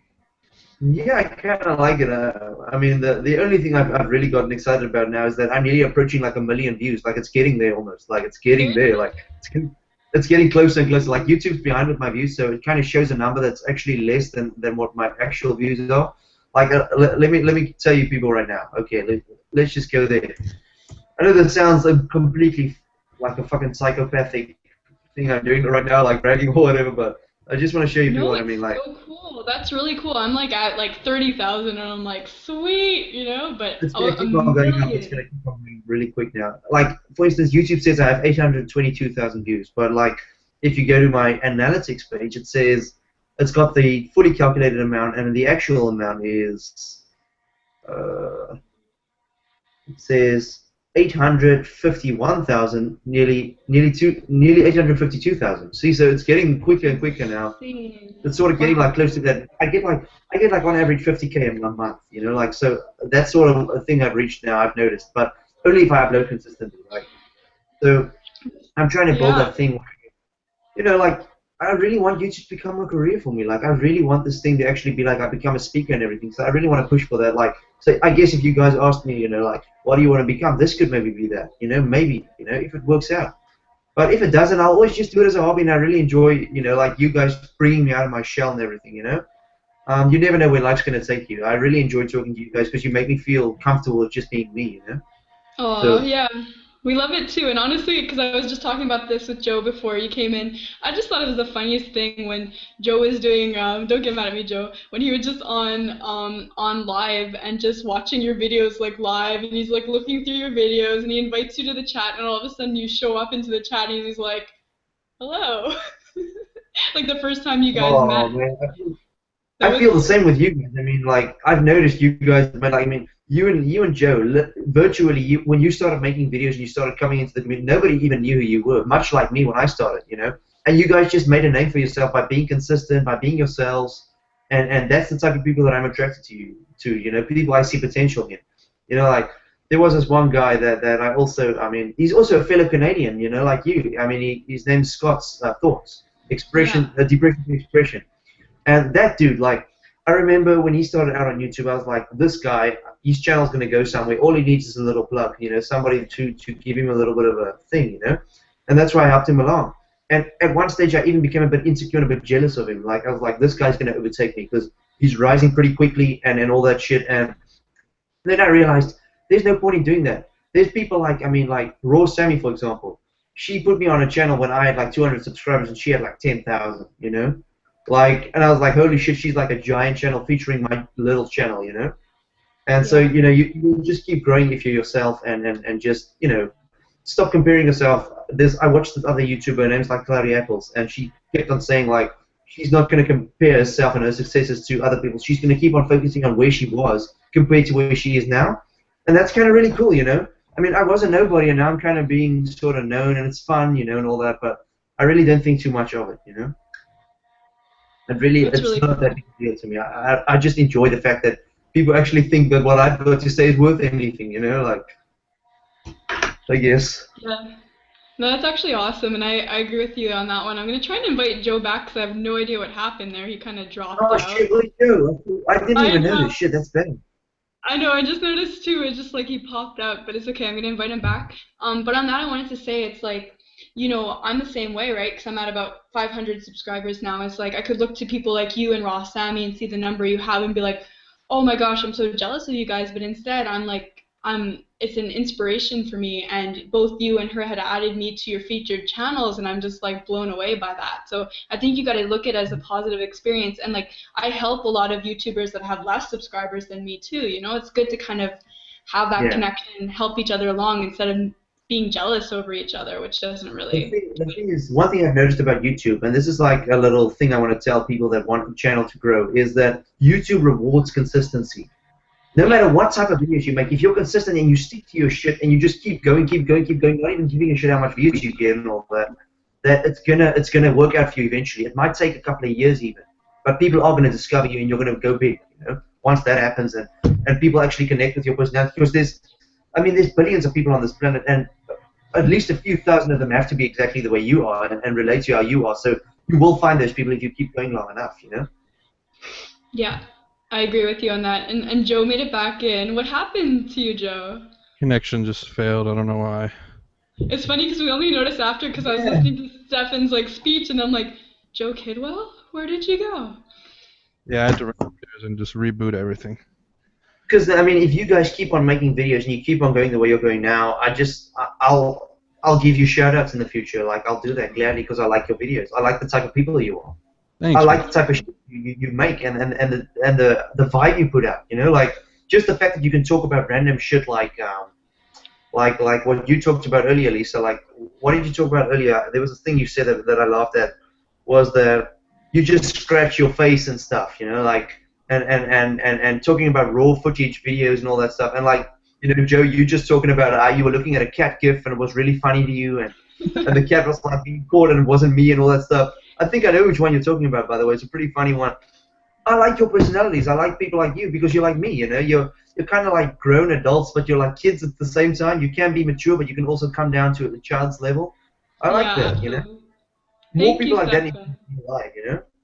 Yeah, that's it. And honestly, I think that it's good to find like-minded people in the community because, like, I'm pretty sure, like, Joe, you'd feel the same way that it's like neither of us has been really screwed over by anyone in the mental health community. Like, even if there were misunderstandings or little glitches, it's like we get over them. There's no one that's turned our back on us in the community that dislikes us that I know of. And it's nice to be able to not worry about that and just be able to relate to people on here. So, Yeah, I'm pretty easy And for the most part. I think people maybe find me annoying sometimes, and I think I find myself annoying.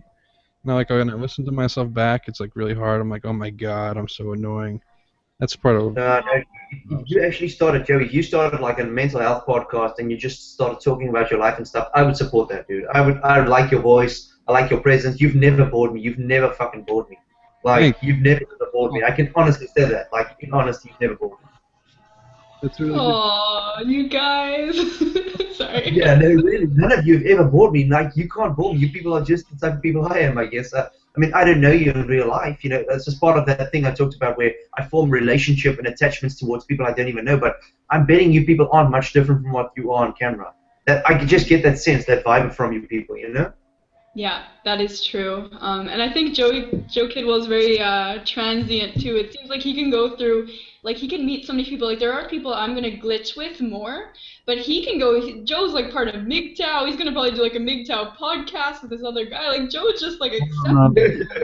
He's just like part of this world. Everyone loves him, so it's a Not really good thing. true.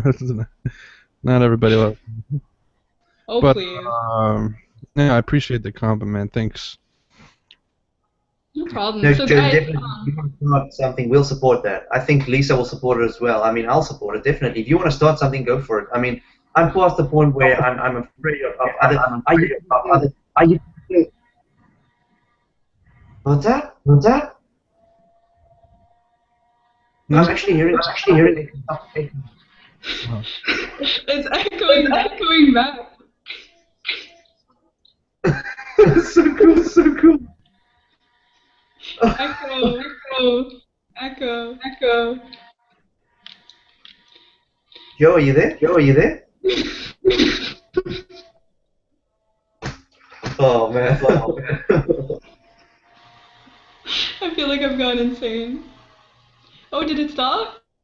Oh, he muted himself. Okay, Okay, he's just trying to fix his audio. I figure we'll be wrapping up anyways, but we'll wait for Joe to come back and because I want people to be able to watch it on my channel. If it's like an hour and a half interview, people will probably still watch it. But if you push to like 2 hours, 3 hours, people are like, you know. But I want people to like. I doubt many of my subscribers don't know who you are, but it'd still be nice to get you out there on my channel and they'll get to learn a little bit more about you too. But yeah, like while we're on that subject, I still want to discuss a few things. Like, I mean, like you just said with like 2 hours and all that. One thing I've learned with YouTube as well, YouTube gives you all these things like how to build a successful channel, and they tell you like don't make a video longer than 2 minutes 30 seconds and all that crap. But I've learned that that's not the real me, you know. If I make a video of 2 minutes 30 seconds just to get as many views as possible, you know, and just to get the maximum amount of ad revenue out of that video that I can possibly pull, that'd just be for the wrong reasons. I would no longer be authentic, you know. And that's why I decided to screw You're that right. bullshit. You know?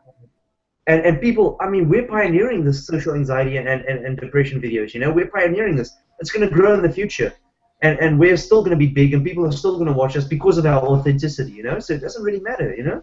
That's actually a great point because it's true. And sometimes I'll do a topic where it's like, I feel like I really want to talk about something, so I'll make a 10 to 15 minute long video, and maybe it will deter some people, but not everyone. Some people are like, I watched your whole video because I care about this topic, right? So you got to do what feels right. And I also need to be more active in the community. I really don't watch you guys' videos anymore like I used to. I should do that, and I should involve myself in the community more because I don't want to create that thing where you know you realize that so many people watch your videos and they look up to you that you start viewing yourself as you know too good to communicate with other people and all that shit. You know, it just gives room for that sort of bullshit, and I don't want that to creep into my mind and all that shit.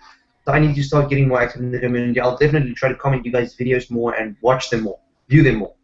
Like, you know, actually be a part of the community, you know? I mean, yeah. Yeah. I'm so insecure. My personality is so insecure that I used to be so insecure. Actually, I used to be that when I see people like, you know, that's starting to catch up to me, you know, it's like, holy shit, they're going to surpass me. But in reality, I mean, PewDiePie has 30 million subscribers, you know, 30 million plus subscribers. He's YouTube's 32, highest yeah. paid. That dude, I mean, he gets paid like over $4 million a year. He gets paid way more than the average doctor gets paid for playing video games. And that's I pretty know. freaking awesome. Yeah. But he puts in the hard work, and people obviously love him, you know. I mean, should every YouTuber not try to be YouTubers just because you can't be as successful as him? No, that's bullshit, you know.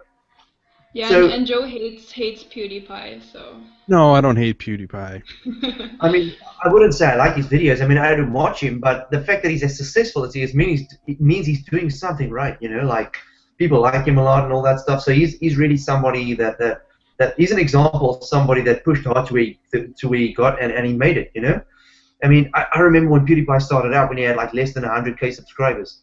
The guy would make like literally 4 videos a day, and they'd be highly edited, and they'd have custom thumbnails made on Photoshop, and the guy would just work his ass off, and that's why he got where he got, I guess. But you know, so I've stopped focusing on what other people deserve and how many subscribers they have and all that shit.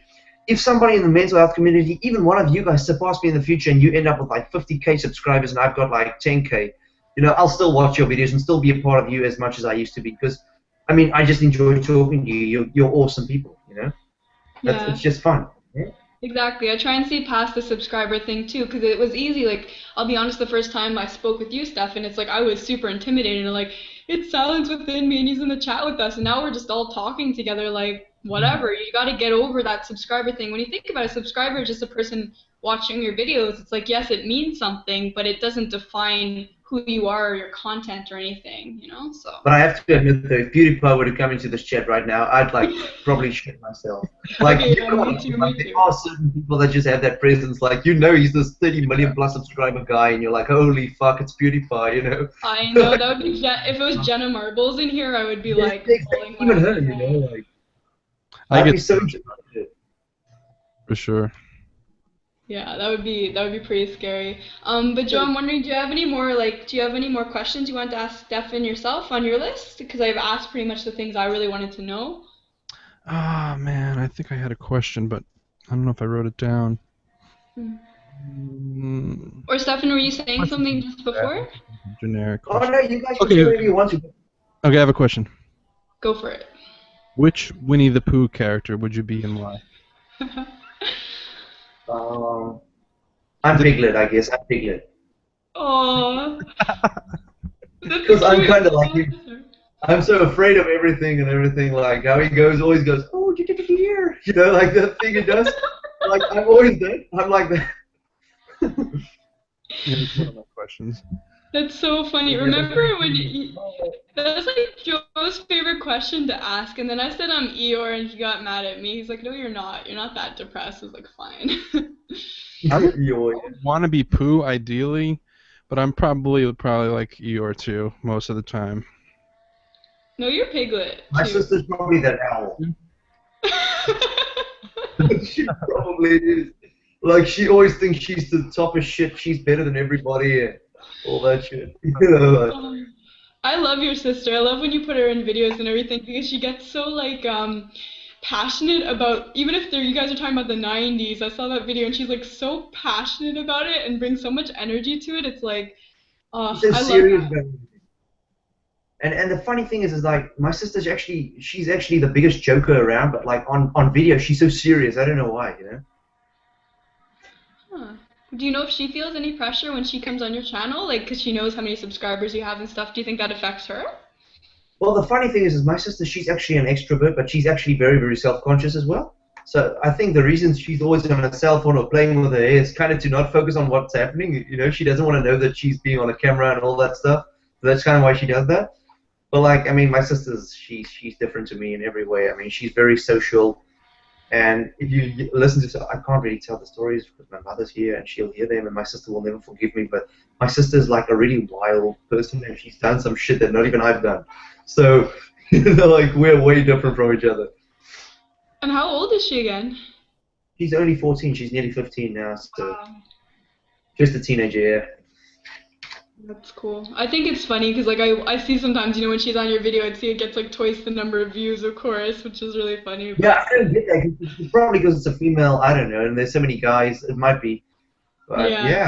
yeah, that kind of makes me feel bad because like, holy shit, all she has to do is kind of like, you know, show up, and she doesn't even have to say intelligent, and she gets all the views, you know, like. I wish I was a female. But Joe, you don't even show yourself in any way. Yeah, I still wouldn't show myself. But anyway, getting back to the topic of like, you know, just getting out there and like making friends and stuff. I just want to plug the mental health refuge thing. Basic idea is trying to have scheduled hangouts like every day. I want to get to a point where there's probably like multiple hangouts every day where people can go and just kind of fall back on them and always have a place where they can, you know, just get stuff off their chest and get good feedback from people and be social, even if like it's, you know, in front of strangers, you know, just like always have a way to do that, you know, because sometimes people with social anxiety will just lock themselves away, you know. And the great thing, you have a computer now, you can just go right on and be social, even in your own room, you know. So, and Lisa, you're gonna start a hangout, right?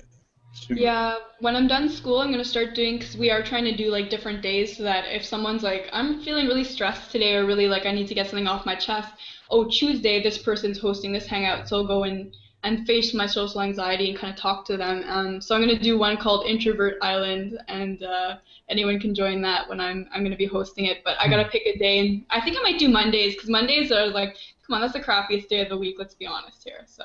Yeah, Mondays. Yeah, You know. so everybody, anybody who's listening, just go to the community page, Mental Health Refuge, and just I guess join it. But it's just a way of organizing these hangouts, and like that we're trying to have like all the time.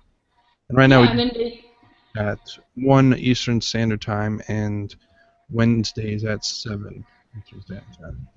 yeah, I think it's good, and that way, like, if they want, they can come and chat to either me or Joe, and I'm sure Stefan. Sometimes you'll pop in our hangouts. Like, you seem to be Yeah, amused yeah. by my last one. There was all this controversy. I felt so bad. This woman was in there, Judy, and she's like, "I may be older, but I'm still like with it." And like, all the talk that Yeah, was going yeah, on in the yeah. last hangout was like with mental community and like all those people. Oh my I love that god. guy. That guy's hilarious. I've got a Yeah. question for you guys. How long do you guys see yourselves doing YouTube? Like, how serious are you with this? Like, how long do you honestly see yourselves doing this? Hmm. Do you want to start, Joe? I mean, I have all these crazy like fantasies and visions of what I want to do. Like I want to start a band, I want to get out and start performing and document that Yeah. on my channel. I also am going to create a new YouTube channel I already created it, but I'm going to make a video for it sometime in the next couple of weeks. I just can't get money to get a camera yet.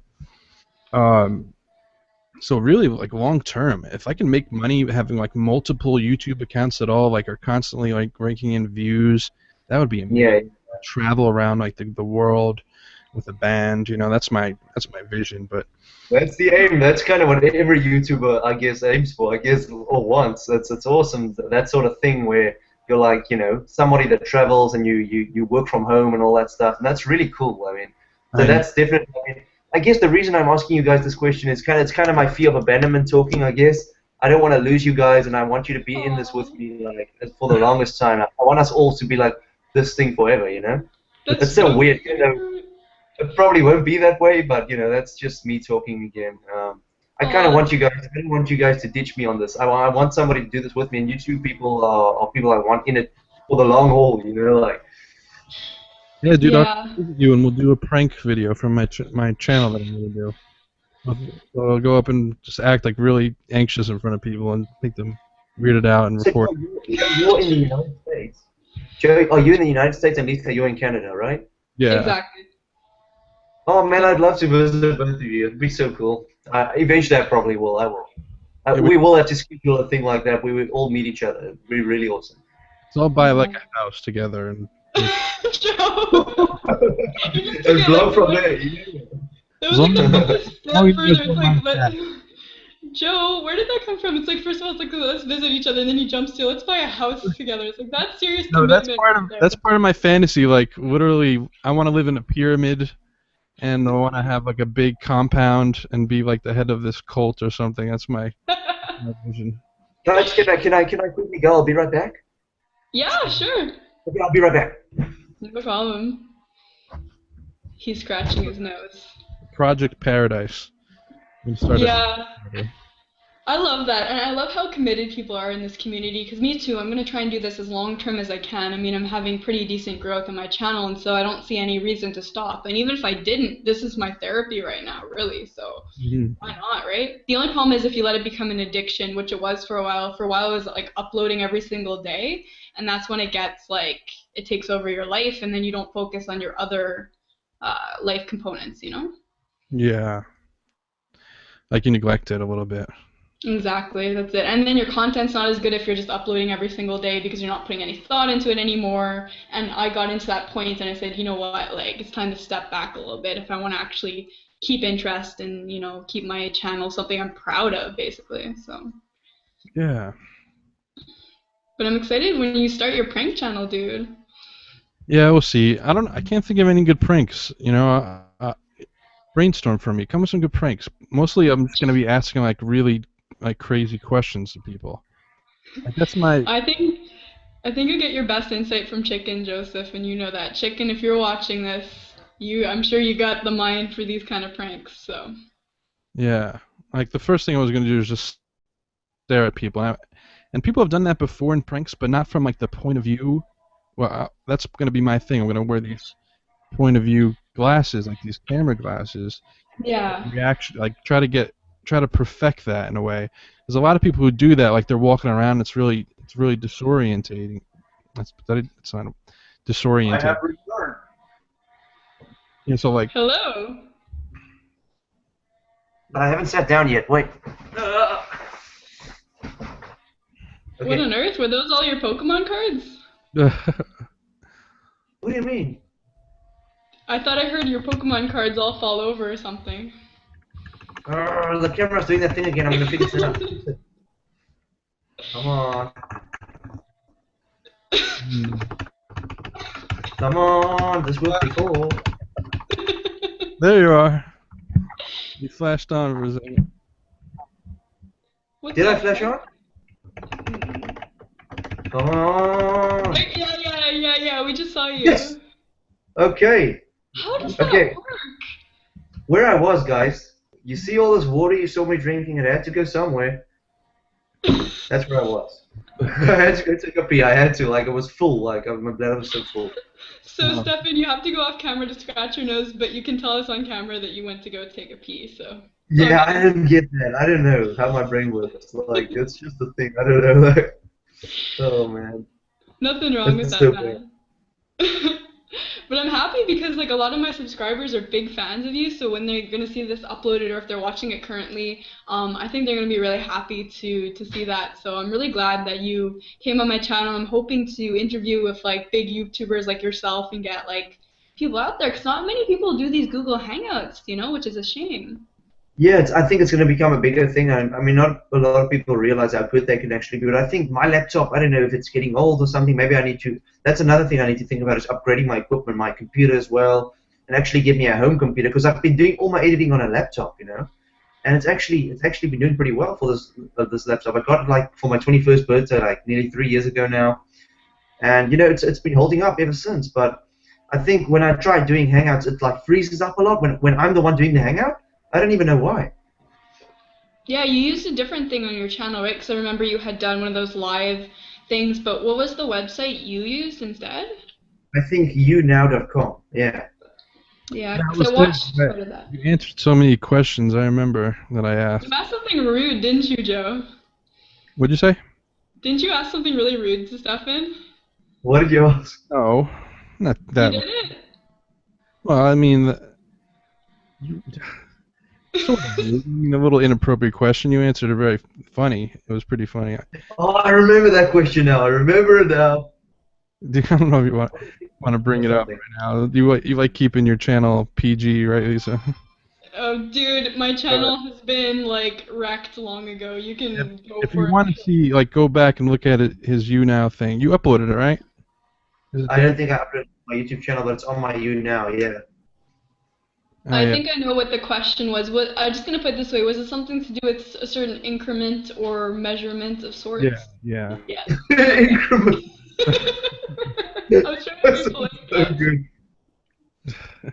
Increments. Uh, It's such a nice way, such a proper way of putting it. Increment and measurements. Oh man. Ruler. Who said introverts can't have fun, guys? This is awesome.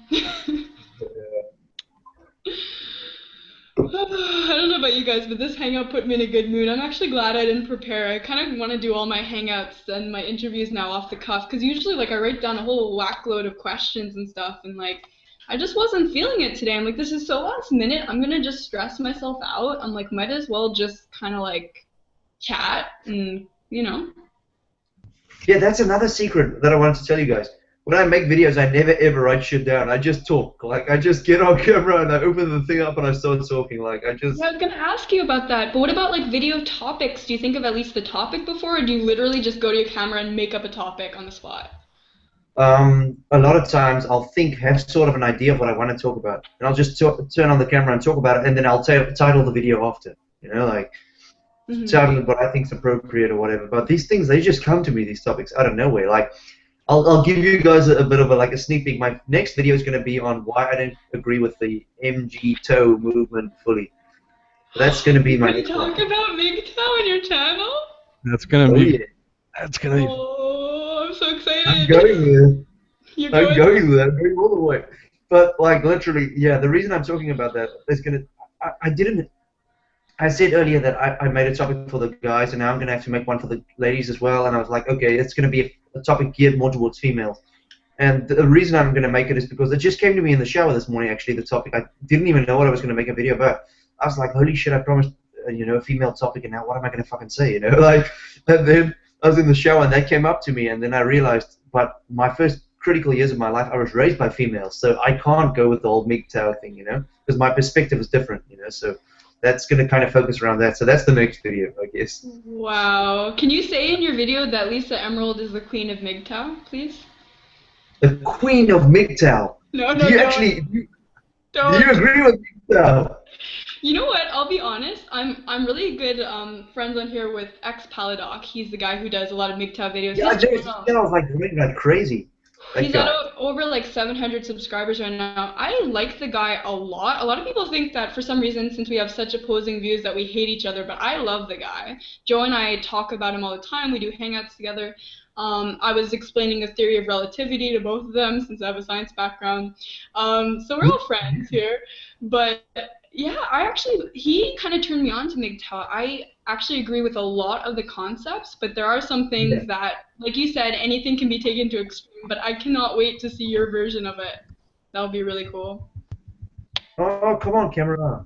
Yeah, Joe, what's your views on the whole MGTOW thing? Yeah, I was going to ask Joe. Yeah, Joe, what do you think about it?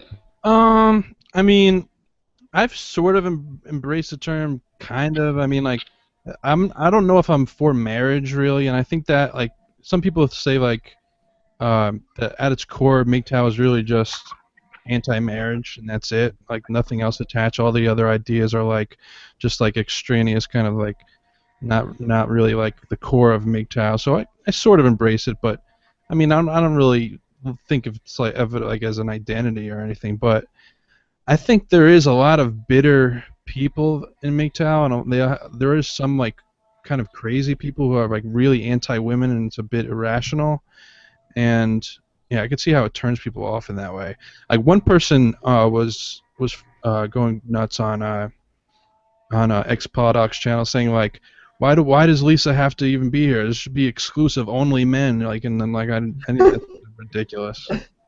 Yeah, and I retaliated because also in MGTOW a lot of times they believe that women should be treated like men, so they shouldn't be put up on a pedestal, which I completely agree with. Women shouldn't be like perfect angels because they're not. They're just as messed up as guys can be. So I defended myself. I'm like, guys, I'm standing up for myself. No one's white knighting for me. If you don't want me to confront you about this, then don't say something mean to me. You know what I mean? So I've actually really grown a pair. I've been over on those MGTOW channels. I've really I've manned up, I guess. And I feel like I stand up for myself a lot more. Like in the past, if someone wrote something mean to me, I used to bawl my eyes out. Now I'm like, oh yeah, well what about this? And then I come back with something actually logical and witty and, contradict them sometimes. So you just kind of learn to roll with the punches. I mean, sometimes people are going to, like we discussed before, just say mean things that there's nothing you can say. But then you just don't play into it, that's all. Yeah. You kind of kill them with kindness, like they're expecting to get on there and be a bitch or something, but I think they view all women as like kind of just bitches or something, and that's kind of not right. I think there's way more similarities between men and women than there are real differences. But it does depend on the community. Like I do think that MGTOW, I'm just going to talk in widely general terms. I think more in the mental health community, in the channel that I run, it's like people are more, of course, they're introverted, and they're more like emotional and feeling, and more like they observe people and kind of like take what they can get from that.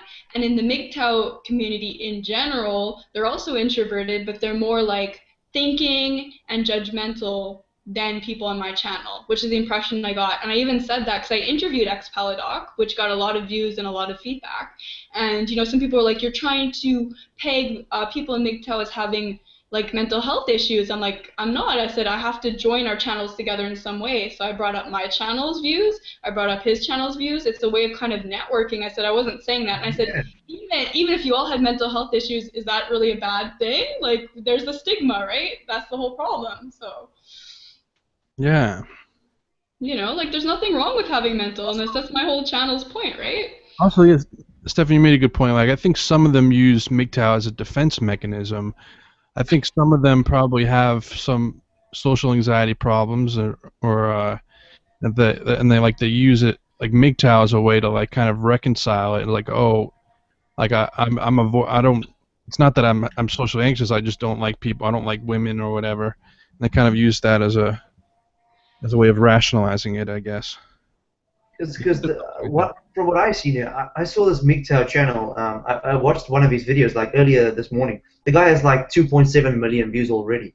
Like he started his channel in late 2013, so his channel's pretty new. And he's like one of these staunch, MGTOW advocates, kind of like. I mean, he's like all MGTOW, and he has all these topics and everything. And I Sandman? realized, what's that? Probably Sandman sounds like it. Yes, that's the name, I think, Sandman or something like that. And I went on this guy's channel and I was like, look at all these comments, all these guys talking about women like they're nothing, like, who do you think brought you into this world? Like, hello, like, who do you think, I mean, looks after the children when the men do their shit, like, come on, in a lot of relationships and stuff. I mean, women aren't all bad. Men are kind of fucking bad too. We're all bad. I guess we're all bad people. We're all good or either bad, and we all have our quirks and stuff that doesn't make us good or doesn't make us all bad or all good.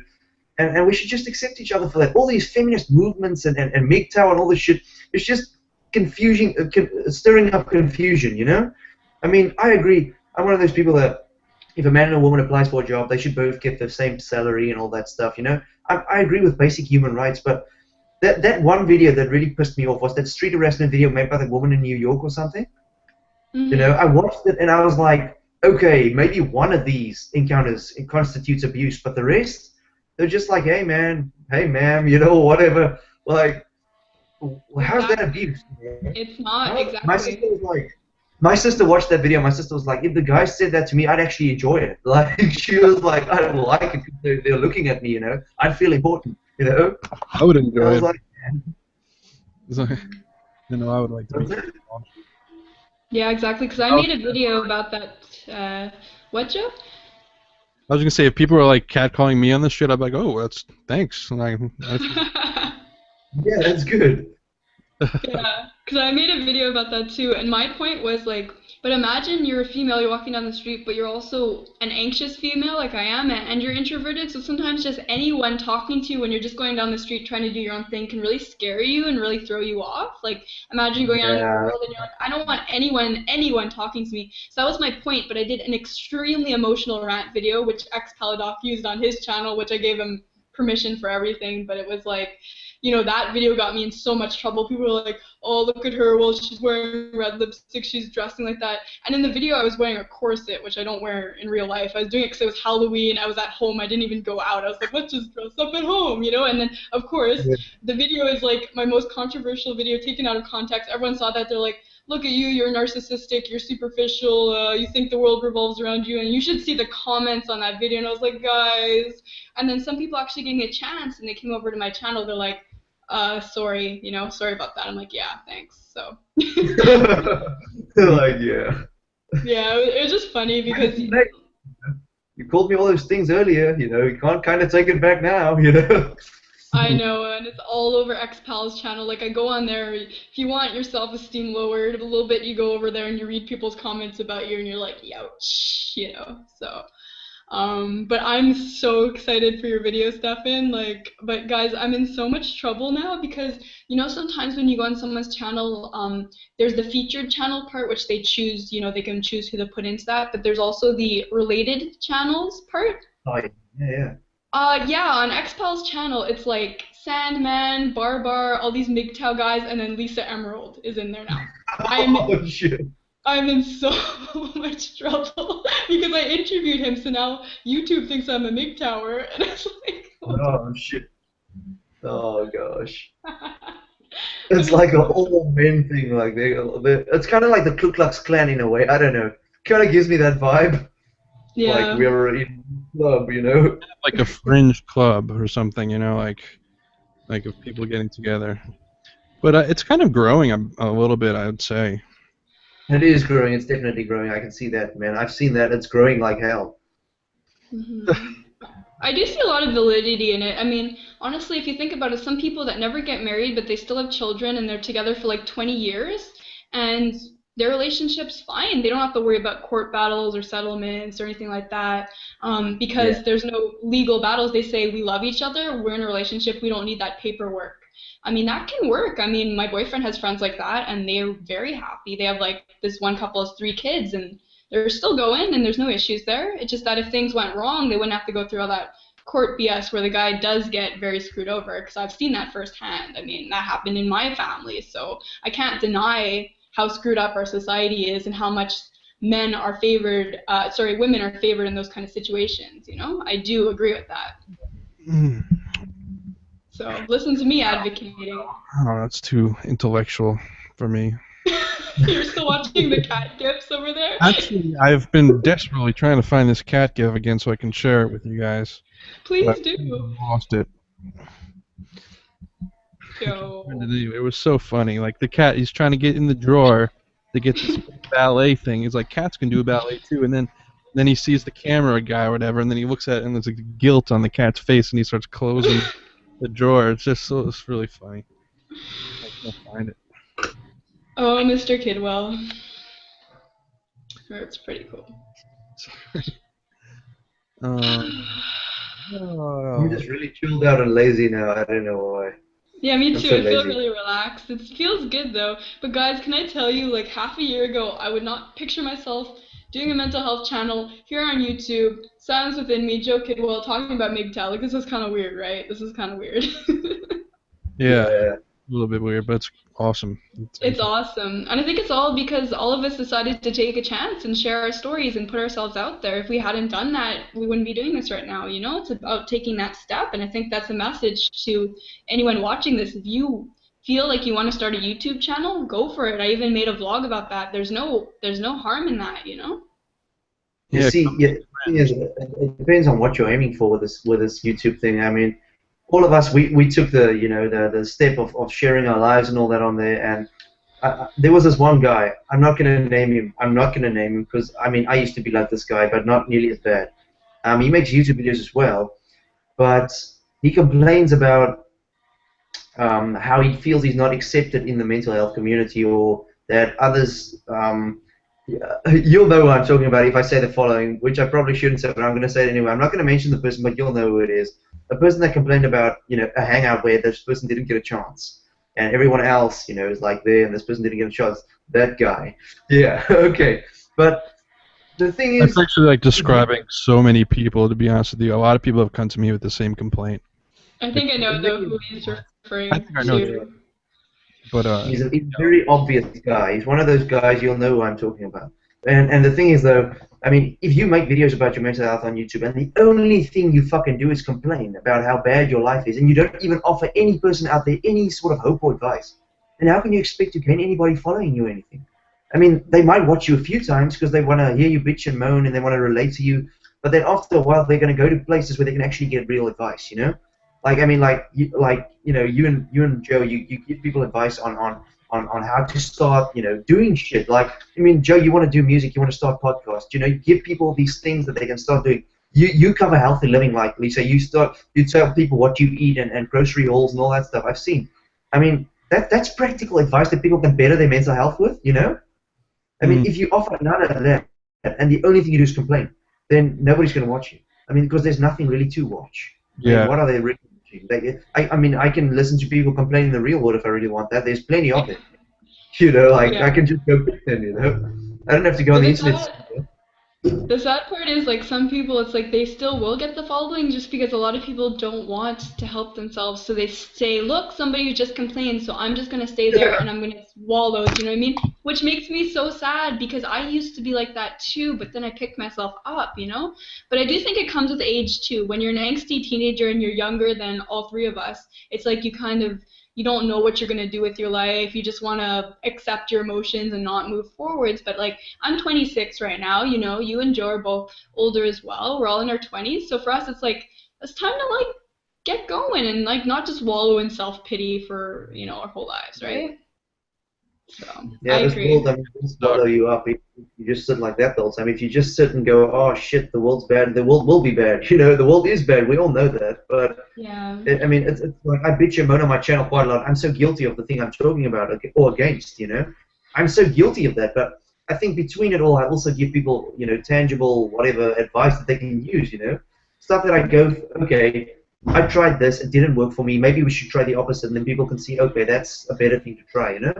I try to do that as well. Yeah, that's true. And I remember even Joe saying, which actually is pretty genius, like Joe maybe wanted to give a chance to people that are stuck and interview with them and try and see if he can make them feel better. Like, remember you said that, Joe? Yeah, I think I've been pretty good with it so far too. I with the Hangouts and like really trying to give everyone a voice. A lot of people have the problem where they feel like they're not comfortable speaking up in the Hangouts.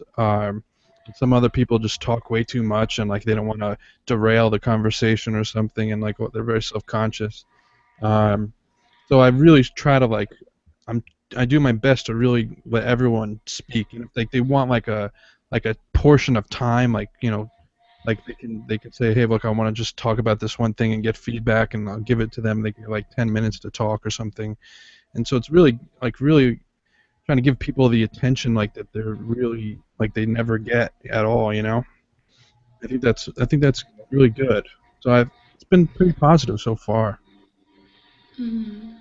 Yeah, I Yeah, agree with that. I think that can really help people. yeah, For me, though, I mean, for me, I couldn't give a shit if I didn't get in a single word in a Hangout. It's just, if one person's taking over the Hangout, and to me they're pretty uninteresting and boring, I really want no. I'll just exit. I really don't want anything to do with it any further. That's just me. I guess me being egotistical again. Like, why should I listen to this or whatever, But that's just how I am, Like, I mean, if you people talk, I mean, the hangouts we used to have with all you guys, David K and Kat and all those guys, all those people, all those men and women. That's fun, You can talk a storm up. I really don't care. I just love listening to all the different ideas bouncing around, all that stuff. hmm I know yeah, what you mean. It's yeah. hard to control, though, right? Yeah, it's been a process of getting better at it, at controlling it, and yeah, I mean, yeah, just a work. It's just get better at it. But I think you're good at it, Joe, because there's been some points I've seen, like some hangouts you haven't been in, Stefan, where Joe's been like, okay, that's enough on this topic or enough about this. Let's switch over to this topic, and then that will kind of lead into the next thing. So it's not just like a monologue or one idea for like two Yeah. hours. You kind of move I, along. there's also the problem of like some people don't give other people a chance to speak at all, and they just kind of really are just talking so much, and I think I'm guilty of that too, and and it's like it's hard to regulate that, like when people are really and you want to let people. I think with people with social anxiety is they never get a chance to talk, and so when finally people are there listening and they get going, like it's so hard to stop. It's so hard to stop and be like, hey, let's let other people get in the conversation, and it becomes awkward and becomes like a little tense or something. But yeah, I think but it's been a really positive experience for me. Like I feel like I finally have friends. Like it's been really awesome. Yeah, I think this is good for all of us, Yeah, and actually. if you Because ever it's the want kind. to like, if you ever want to like start a hangout, you should do it. It would be awesome. Like like a weekly hangout, if you ever I want. think Stefan, yeah, should do his own day. Imagine it would be like there'd be Yeah, like that'd be two great. people at my hangout and there'd be like 900 people at Stefan's hangout. Your hangout would fill up Oh, pretty quick. I'm gonna join you guys as hangouts. I probably won't do my own ones because of my laptop and my equipment at the moment. Maybe later for that, but I'll definitely join you guys from time to time. I'll try my very best. I can't really. It's like you said. I can't really use the I'm so busy in life excuse because nobody's that busy. I mean, I can still squeeze in. My father keeps on telling me, just wait till you start working full time. You'll never have time for that YouTube shit. And I just keep telling my father, no, I won't let you squash my stuff that I enjoy. I really will fucking have time, and I'll make time if I have to. Like, Mhm. I will. Yeah, True. interesting. The way I think of it is always it's like people like Albert Einstein had the same, number of hours in the day, right? And you see how they were able to use it. So it's like, we can Yeah. find time to do hangouts and stuff, right? We can make it work. Yeah, yeah. Joe. I can't find this cat gif at all, man. It sucks. It's lost. I do find though these hangouts really do bring a sense of calm, and it is exposure therapy. I want to throw that out there because it's like, let's say you're really nervous, like to anyone watching that everyone ever wants to participate, it's like you can start by just being a viewer and watching it, like some people are doing now. Then you can come in and you can type in the little chat box. Then if you're brave enough, you can put on your microphone, and then Mm. you can show yourself. You know, it's all these little steps of exposure Yeah. therapy. And if you ever get scared, you can rage quit. So it's like, you know. And also, like, we start out private. They're always private, and then like, as a further step for exposure, I'm gonna start making them like eventually make them public after like an hour or two. You know, a little bit more exposure. You know, like slow. That's really, I think that's amazing for that. You know. Yeah, that's it. I think it's something that's been kind of untapped, and every single time I talk about it, I have to give the vlogger Root Times a shout out because he's the one that started this whole hangout thing. My first hangout interview was with him and Depression to Expression, actually, who you mentioned before, Stefan. I did an interview with him. I had like 60 subscribers at the time, and I was like freaking out. I was like out of my mind. I was drinking a beer during the interview, and they're like, "Isn't a beer bad for your depression?" I'm like, It's good for my social anxiety." So Yeah. I was like all kinds of messed up, you know, and that was my first interview, and it's like now I'm the one who's conducting the interview, so it's like you can get anywhere you want as long as you work on it, right? So Yeah. That's one thing with these mental health videos. You really have to be a voice, and that's how you attract people. You guys are voices. That's why. I mean, that's why I want you guys to grow bigger. You know, I want us all to be in this thing for the long haul. I want to meet you guys. Definitely want to meet you guys someday, even if it's 2 or 3 years down the line. I really want to meet you guys. Yeah, that'd be awesome. and we'll buy a house together, right, Joe? Well, I'm gonna Yeah, live there's, in the pyramid, okay, in the center of the whole thing, and then you I guys can think live like a little there's actually shelter. British YouTubers that do share a house. Really? Yeah, Yes. yeah. I think Yeah. British YouTubers they have millions of subscribers though. I mean, they share houses. I think. Okay, so we have to build up for a bit and then we can do that, right? Yeah, we all have to get like at least like 500 subscribers each, and then we'll move in together. Okay. I love how we're talking like subscriber goals for like moving in. Yeah, yeah, yeah. And to get this number of subscribers, then we can buy a house, and then this number of subscribers, we can start a family. That is the dream. Like that's so fun. Like a lot of the gamers do that, right? They move in together and they're all they have their Mhm. gaming channels and like they just make money and they all. That's gotta be the life. That's the life. Oh, I'm the same as you, Stefan. Like, if I could do this full time, trust me, there's nothing I would like to do more because what I'm working towards now is to be a counselor, which is basically like doing YouTube videos, but like face to face with someone in person, right? So it's like, I mean that is the dream right there. So I mean, I'm continuing because like when you had asked us for continuing our channels, at that point you went to use the loo, but is that a cat? Oh, Sorry, I got so distracted. Let's click on this so everyone can see it. I'm gonna put my- yes, Oh, yeah, that's so cute. Jenny Ruff. Yeah. Oh. So yeah, Stefan, I'm also planning to be on here for the long haul, so you don't have to worry about that. I'm gonna be putting out content for as long as I can, like Joe. So. Yeah, Yeah, I'm just I mean, long haul, I I guess. I think. What was that, Joe? I'm just saying, I'm in it for the long haul. And who knows if anything comes of it? I could fail like really dramatically, but maybe Don't say not that. beginning to. Yeah, we'll see. Yeah, we'll meet once. You can take a ferry over here or something. I love Yeah, I that. mean, I was kind of disappointed as well with that video I made recently I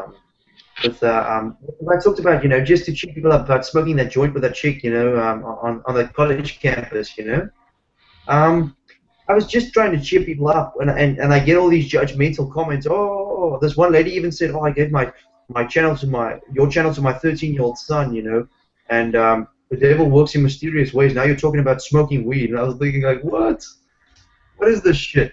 Like I'm not somebody that actively uses LSD and drugs and brags about it on the internet.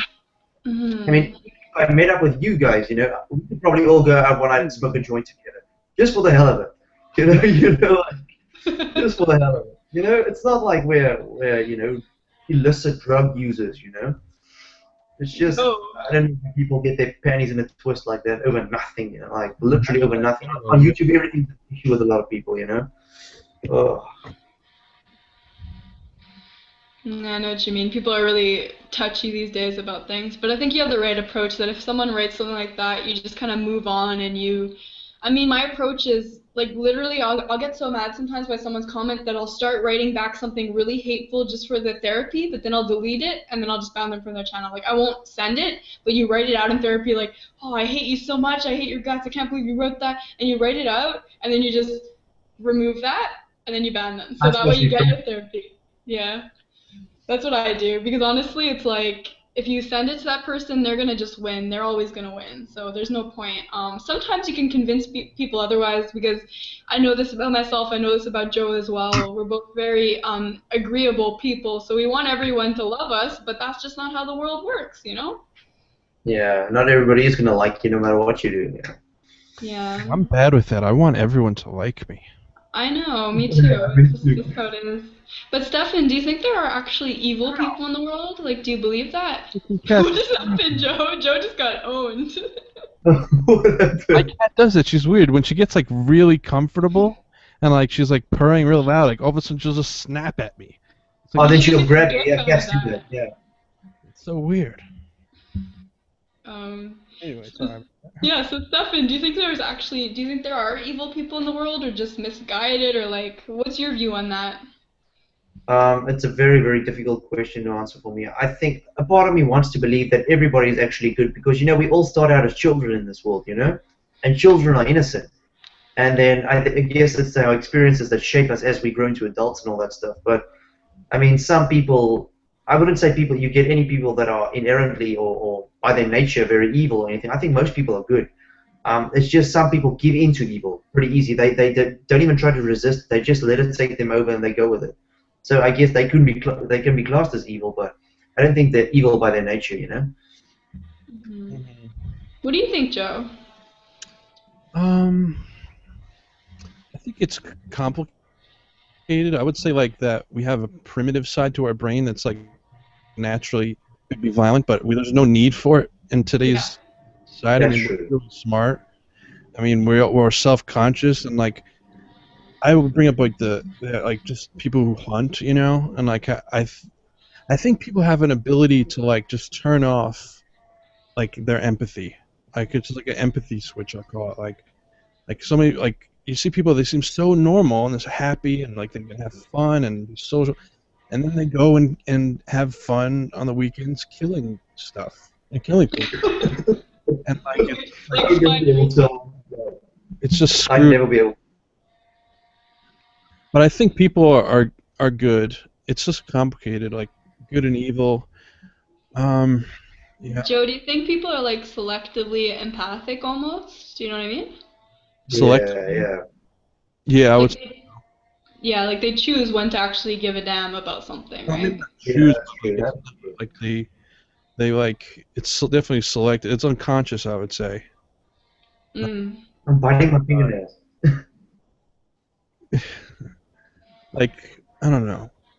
Well, that brings up a good topic. Like because you have social anxiety, do you feel like people like treat you differently or treat you inferior? We were talking about that in Hangout the other day too. Like people treat you inferior because of your social anxiety. They look down on you and stuff. I think I don't know. Just like why do you think that is? Like I think like they see it in themselves maybe, and that makes them uncomfortable as part of it. I don't know. Hmm. What do you think, Stefan? I'm gonna have to be honest. I just zoned out like Jody did earlier. I lost the conversation there a little bit. Like, I'll Zoning be out. Is honest. it Well, is I it just my had turn this to zone out now? in my mouth, just sucking on my USB stick, zoning out, and it's all right. it's just like, okay, guys, okay, rerun that for me. I don't even. I think I zoned out too. I don't even. Okay, I'll do it again. I'll reiterate what Joe said this time. So Joe basically said, do you think having social anxiety that people like I guess treat you differently or like they does it make them treat you in a certain way or do you think they identify it in themselves and so they project that onto you? I hope I said that right too. I actually half zoned out. Yeah, Half. it's just like because you're talking about like selective empathy, and some people you'll find empathy for, but other people you don't, and why is that? And just in my own life, I think being socially anxious really creates like a barrier between with that, and people put you in a box and like don't like I don't know, they don't care to be friends with you because they're like you're in inferior being because you're socially anxious. That's true, man. Yeah, I don't know, Well, for me, I would say people do treat me differently. I mean, my family members, for example, they think I'm a retard. Basically, they didn't say it in so many words, but they think I'm mentally retarded. Basically, they treat Oh me that way. man. yeah, that's Hmm. sucks, man. I personally don't have that experience because I never mentioned this on my channel, but I'll probably do a video about it. I was actually like a fake extrovert for like a good year. I just pretended to be that party girl and the person that goes out and like socializing and I didn't know introverted meant that you need time to kind of go home and like be away from everything. So I just kept going and going and going. And like I made a lot of mistakes during that time and I just wasn't proud of who I was and I decided the best thing to do is be true to myself, and that way, any mistake I make or any choice I make will be because of my actual personality and not me trying to force something that I'm not, basically. Yeah, that's true.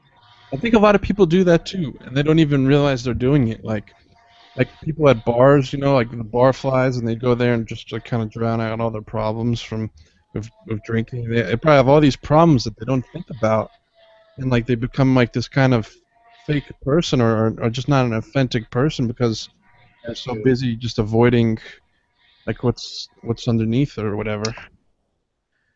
Yeah, I agree with that. I think a lot of people do kind of fake things a little bit. But I can tell you that I'm much happier now being myself and admitting it, even though of course, have my own flaws. At least I know that they're real flaws and not ones I'm pretending to have or something. You know what I mean?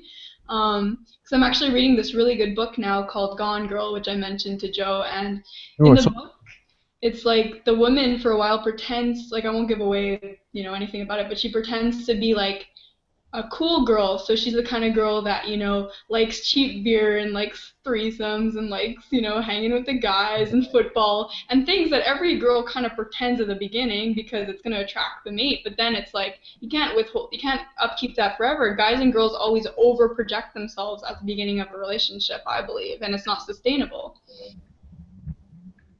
That's yeah. true. Maybe not That is. everyone.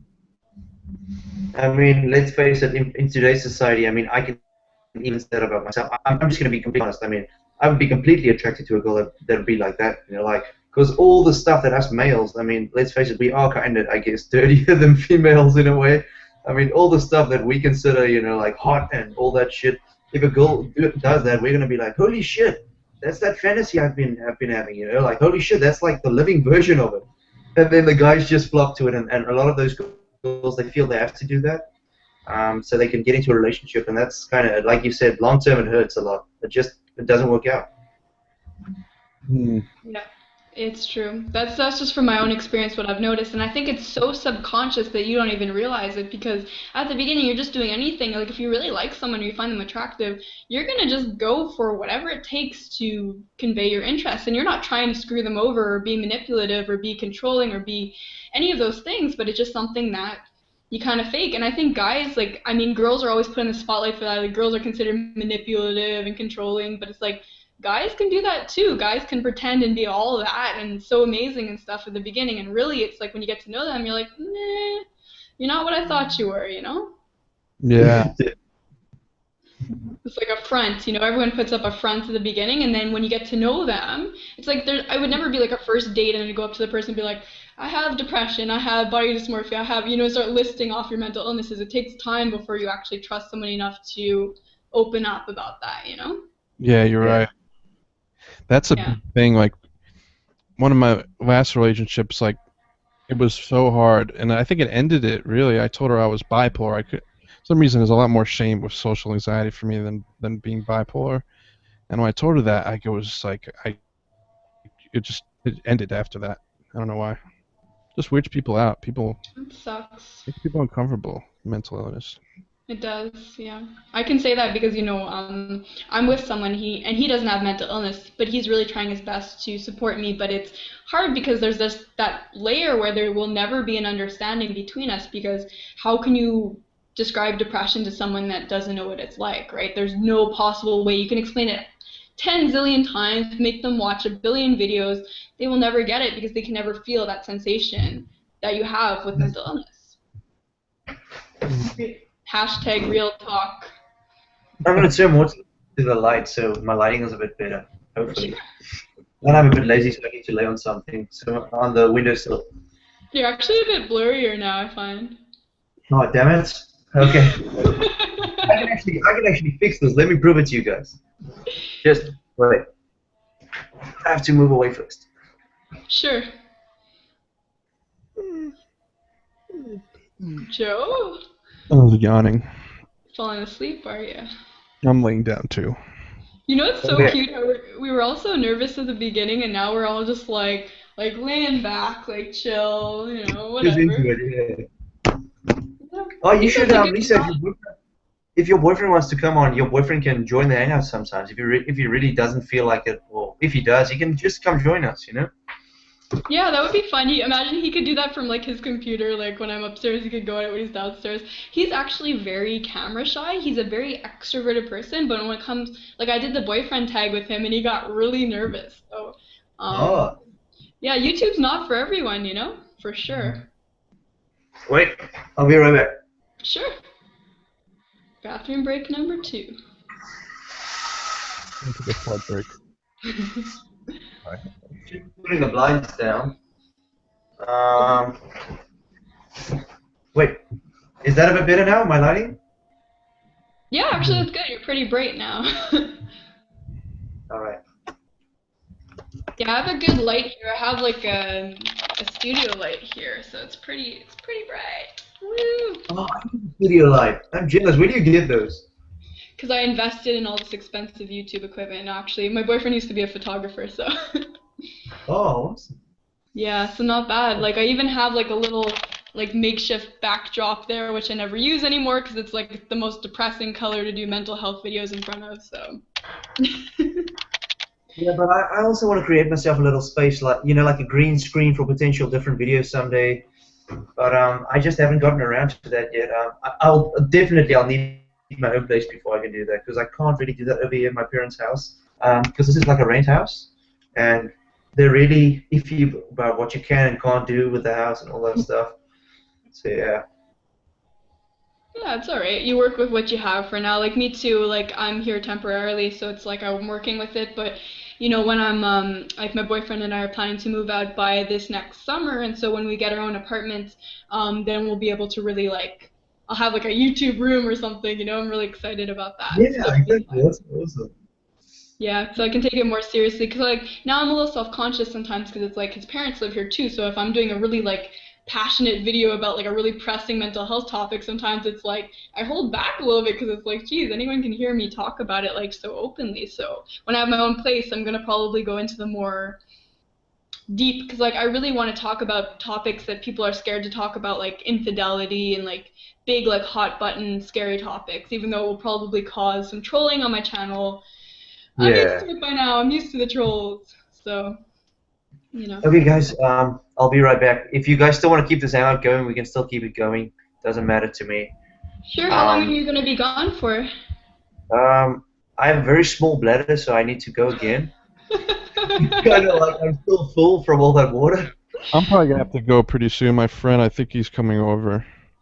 Okay, well, So how Stefan, do you guys do want you, to? If you guys wanna, I just want to fix this camera again. Damn it. I mean, I could tell my friend to go away, but I it's not nice. a lot lately. Like he just texted me. He's like, "Hey," and I know he's gonna just come over now. Okay, Joe. So if you want to continue this, we can. If you just want to end this right here, we can have more of these, obviously. So it's Yeah, not really gonna matter. let's do this But more often. Good talking to you. if you guys wanna, it depends, Joe. If you guys are pressed for time, I kind of am not because it's like early in the afternoon here. But I know it's a bit later there where you guys are. So yeah, whatever you guys want to do, I'm cool with it. Joe, what do you think? I think we should, because Joe and I are really bad, because we're like, yeah, we're gonna stay on here for an hour, and then we end up staying for like 7 hours. So it's like, let's set a time, Have stick that. to it. Joe, do you want to keep this going till, I don't know, 8 o'clock? Or do you want, is your friend coming over, or what do you want to do? It doesn't matter to me. I don't know if he's coming over or not, but yeah, 8 o'clock is good. Let's go to till 8. And if Okay, so you How cool. many minutes is it? leave. So that for us is another 25 minutes if you're, I mean, Yeah, that's okay. that okay with All you, right. Steph? Yeah, I just need to go to obviously still Yeah. go. Okay, I'll be right back.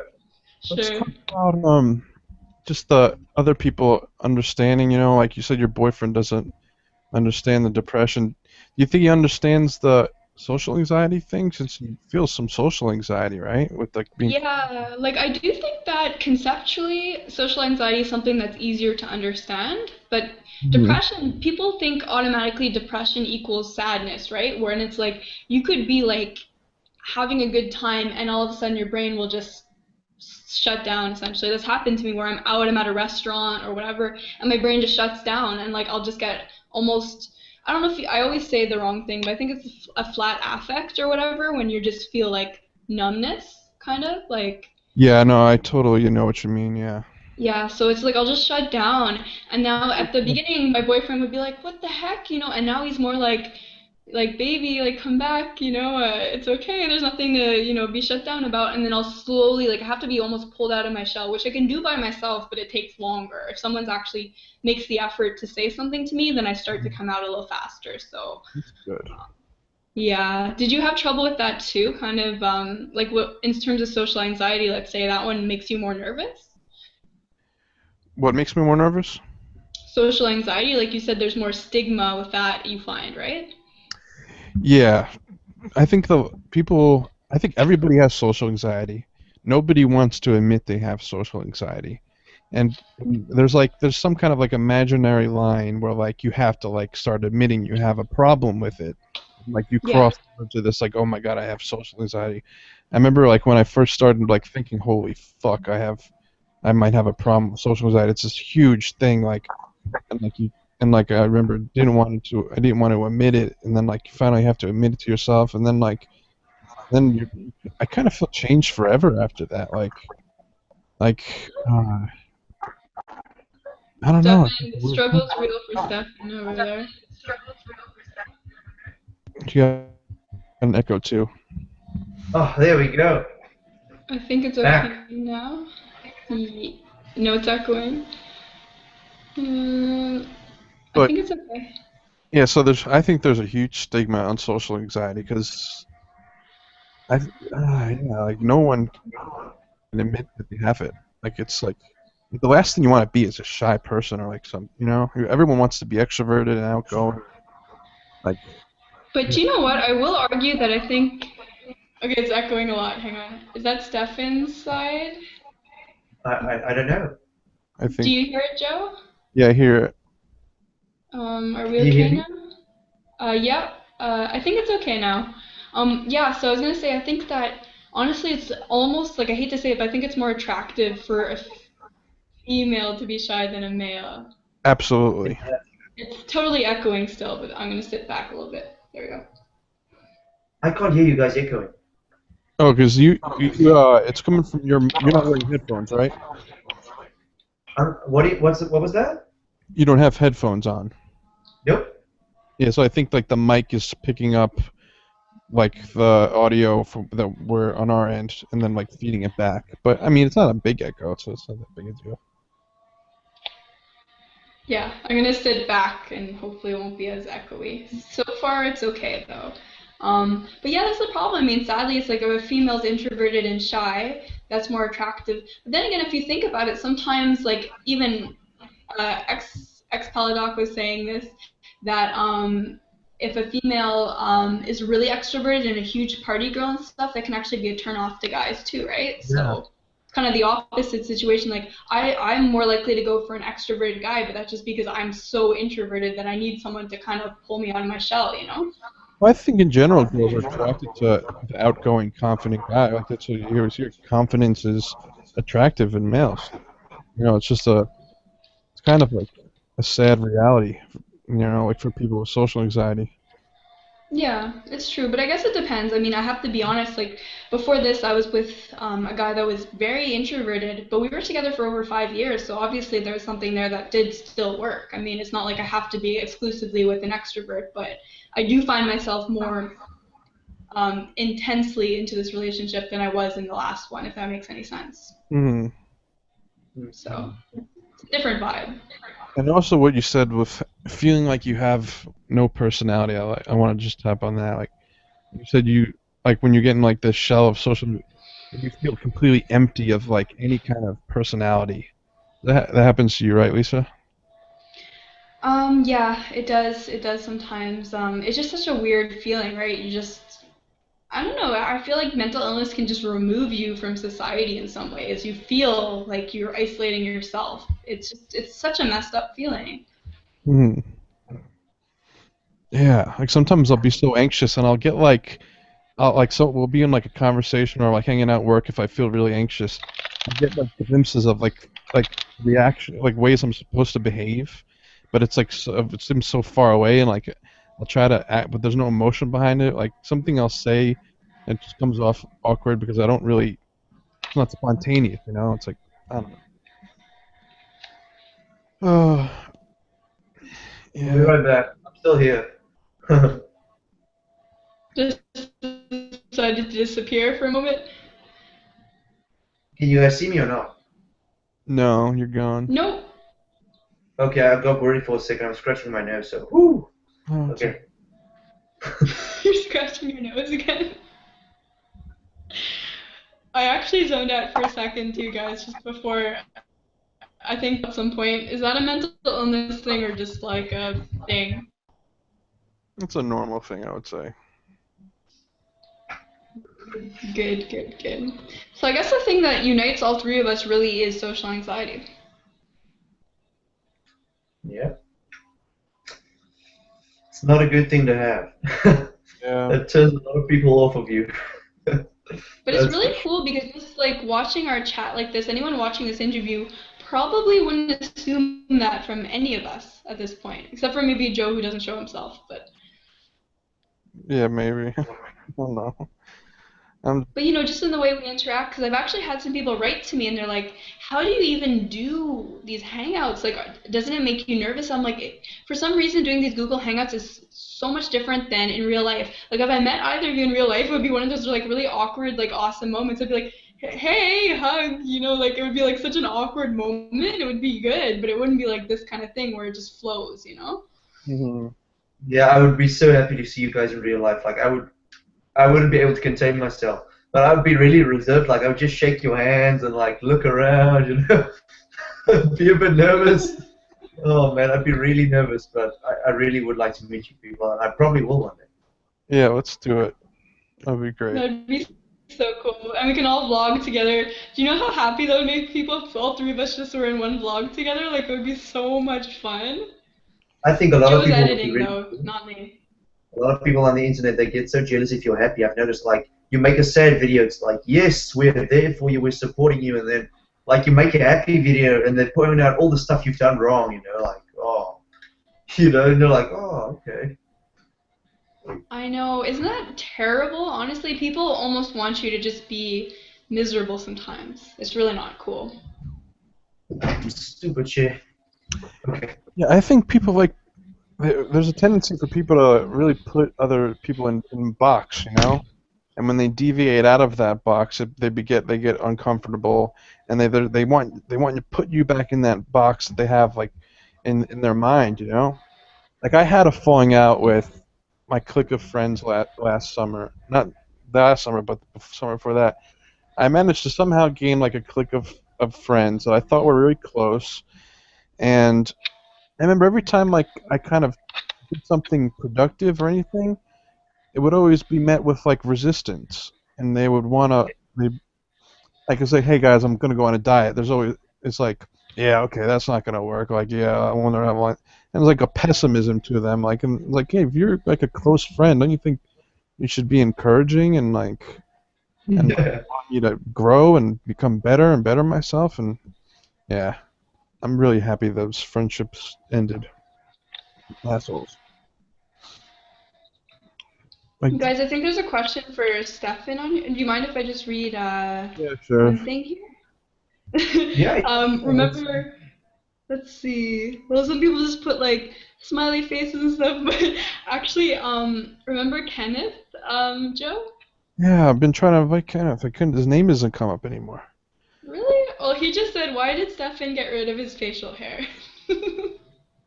Um, I think I've discussed this before, but I've only talked on it very vaguely. I spoke on this. I'm disgusted by facial hair. I can't stand it. It makes me feel like I'm growing up and I'm aging, and I'm disgusted with that. I can't stand it. It's a thing for me. I probably should get over it, but when I do get it, I try to shave it off as quickly as possible. I shaved before this video, so that's why it looks so clear and everything. But if I get closer, you can see, I mean, that line there. Oh, well, I shaved it off really good, so, but yeah, that's the reason I don't like facial hair. It makes me feel like older, like a man, and I kind of want to feel like a kid still, and that helps me do that. That gives that young appearance. Yeah, and like I said, normally when you see me with a lot of facial hair with the stubble in videos, it's normally because I've been too depressed to shave and everything, and then I've just been too lazy, and then I just leave it on. But other than that, I don't like facial hair. Like I don't like. Yeah, I It don't was such a random question, eh? It was just like, I just go and like, let's see who asks questions about mental health. It's like, why did Stefan shave his face? Good old Ken, thanks for the question, man.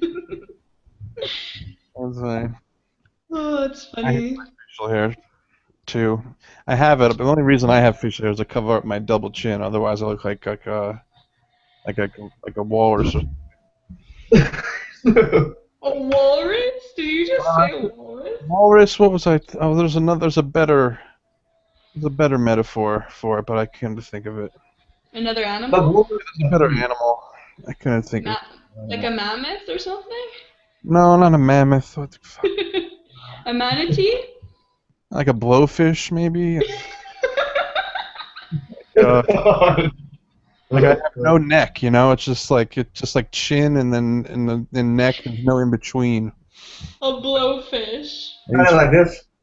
As a cover, Look at Stefan. give the illusion So, kind of neck there. So, you know, I don't know. I want to get a close up on that. Can you do that again, Stefan?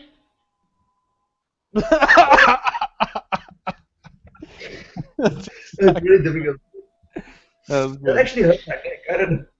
That's alright. Best hangout ever. Can I just say that? This is hilarious. Oh my god. My sister always does that in selfies. That's why I saw it. She'll send like a selfie of herself to her friends, and she'll be posing like, and she'll take the photo. Which is so random. That's good. She doesn't take herself too seriously, I guess, then, right? Yeah. Joe, you just laughed so hard at that. That was amazing. It was fun. Very funny. I haven't heard Joe laugh that hard in a while, so good job, Stefan. Yeah, I haven't either. I've never heard him laugh. That's actually good. You think you like? Yeah, my laugh is okay. That's how I laugh. No, but also, he does the Peter Griffin laugh too. Do it again. Yeah, that's it. Oh man, that's it. Yeah, Peter Griffin. Oh man, that's so funny. Like Joe did that in a hangout at one point, and there's this guy that's from, where is he from again? Francisco? I think Spain or one of I those thought. countries. So he said in a really heavy accent, he's like, "It's Peter Griffin," and I was like cracking up. Oh, that was a good time. We have done so many hangouts together. Stefan, what kind of TV shows do you watch? I haven't watched TV in a long time. I know there's some shows that everyone talks about nowadays, like Dexter and what's that other one? Walking Dead? Yeah, that one as well is new. Everyone likes that. And then what's this new one with this guy that's a serial killer, but he's also like a detective or something? What's that? What's that? That's Dexter, I think. Yes, Right? is it that? Well, he's a serial killer, but he's also like a forensics crime scene guy. Yeah, that's it. Dexter. But I didn't watch TV. It's so weird. The only thing I downloaded me last night was Pokemon the second season. So, like, I'm going to watch that probably later. Whoa, the straight line's really going backwards. So weird. Oh, I think you might want to check it. For some reason, I think you'd like it. It's it's Gotham. It's like prequel Oh to yeah, Batman. yeah, yeah. It's My actually boyfriend watches that while I sleep on the couch usually. actually really good. Like I didn't think it would be that good. It's like how good can it be? Gotham is not like Batman's not Batman yet, but it's actually really good. And like the kid who plays Bruce Wayne is excellent. I think he's so awesome. And like there's a scene where he like fights the people at his school, and like Alfred like lets him do it, and it's so cool. It was just such a Yeah.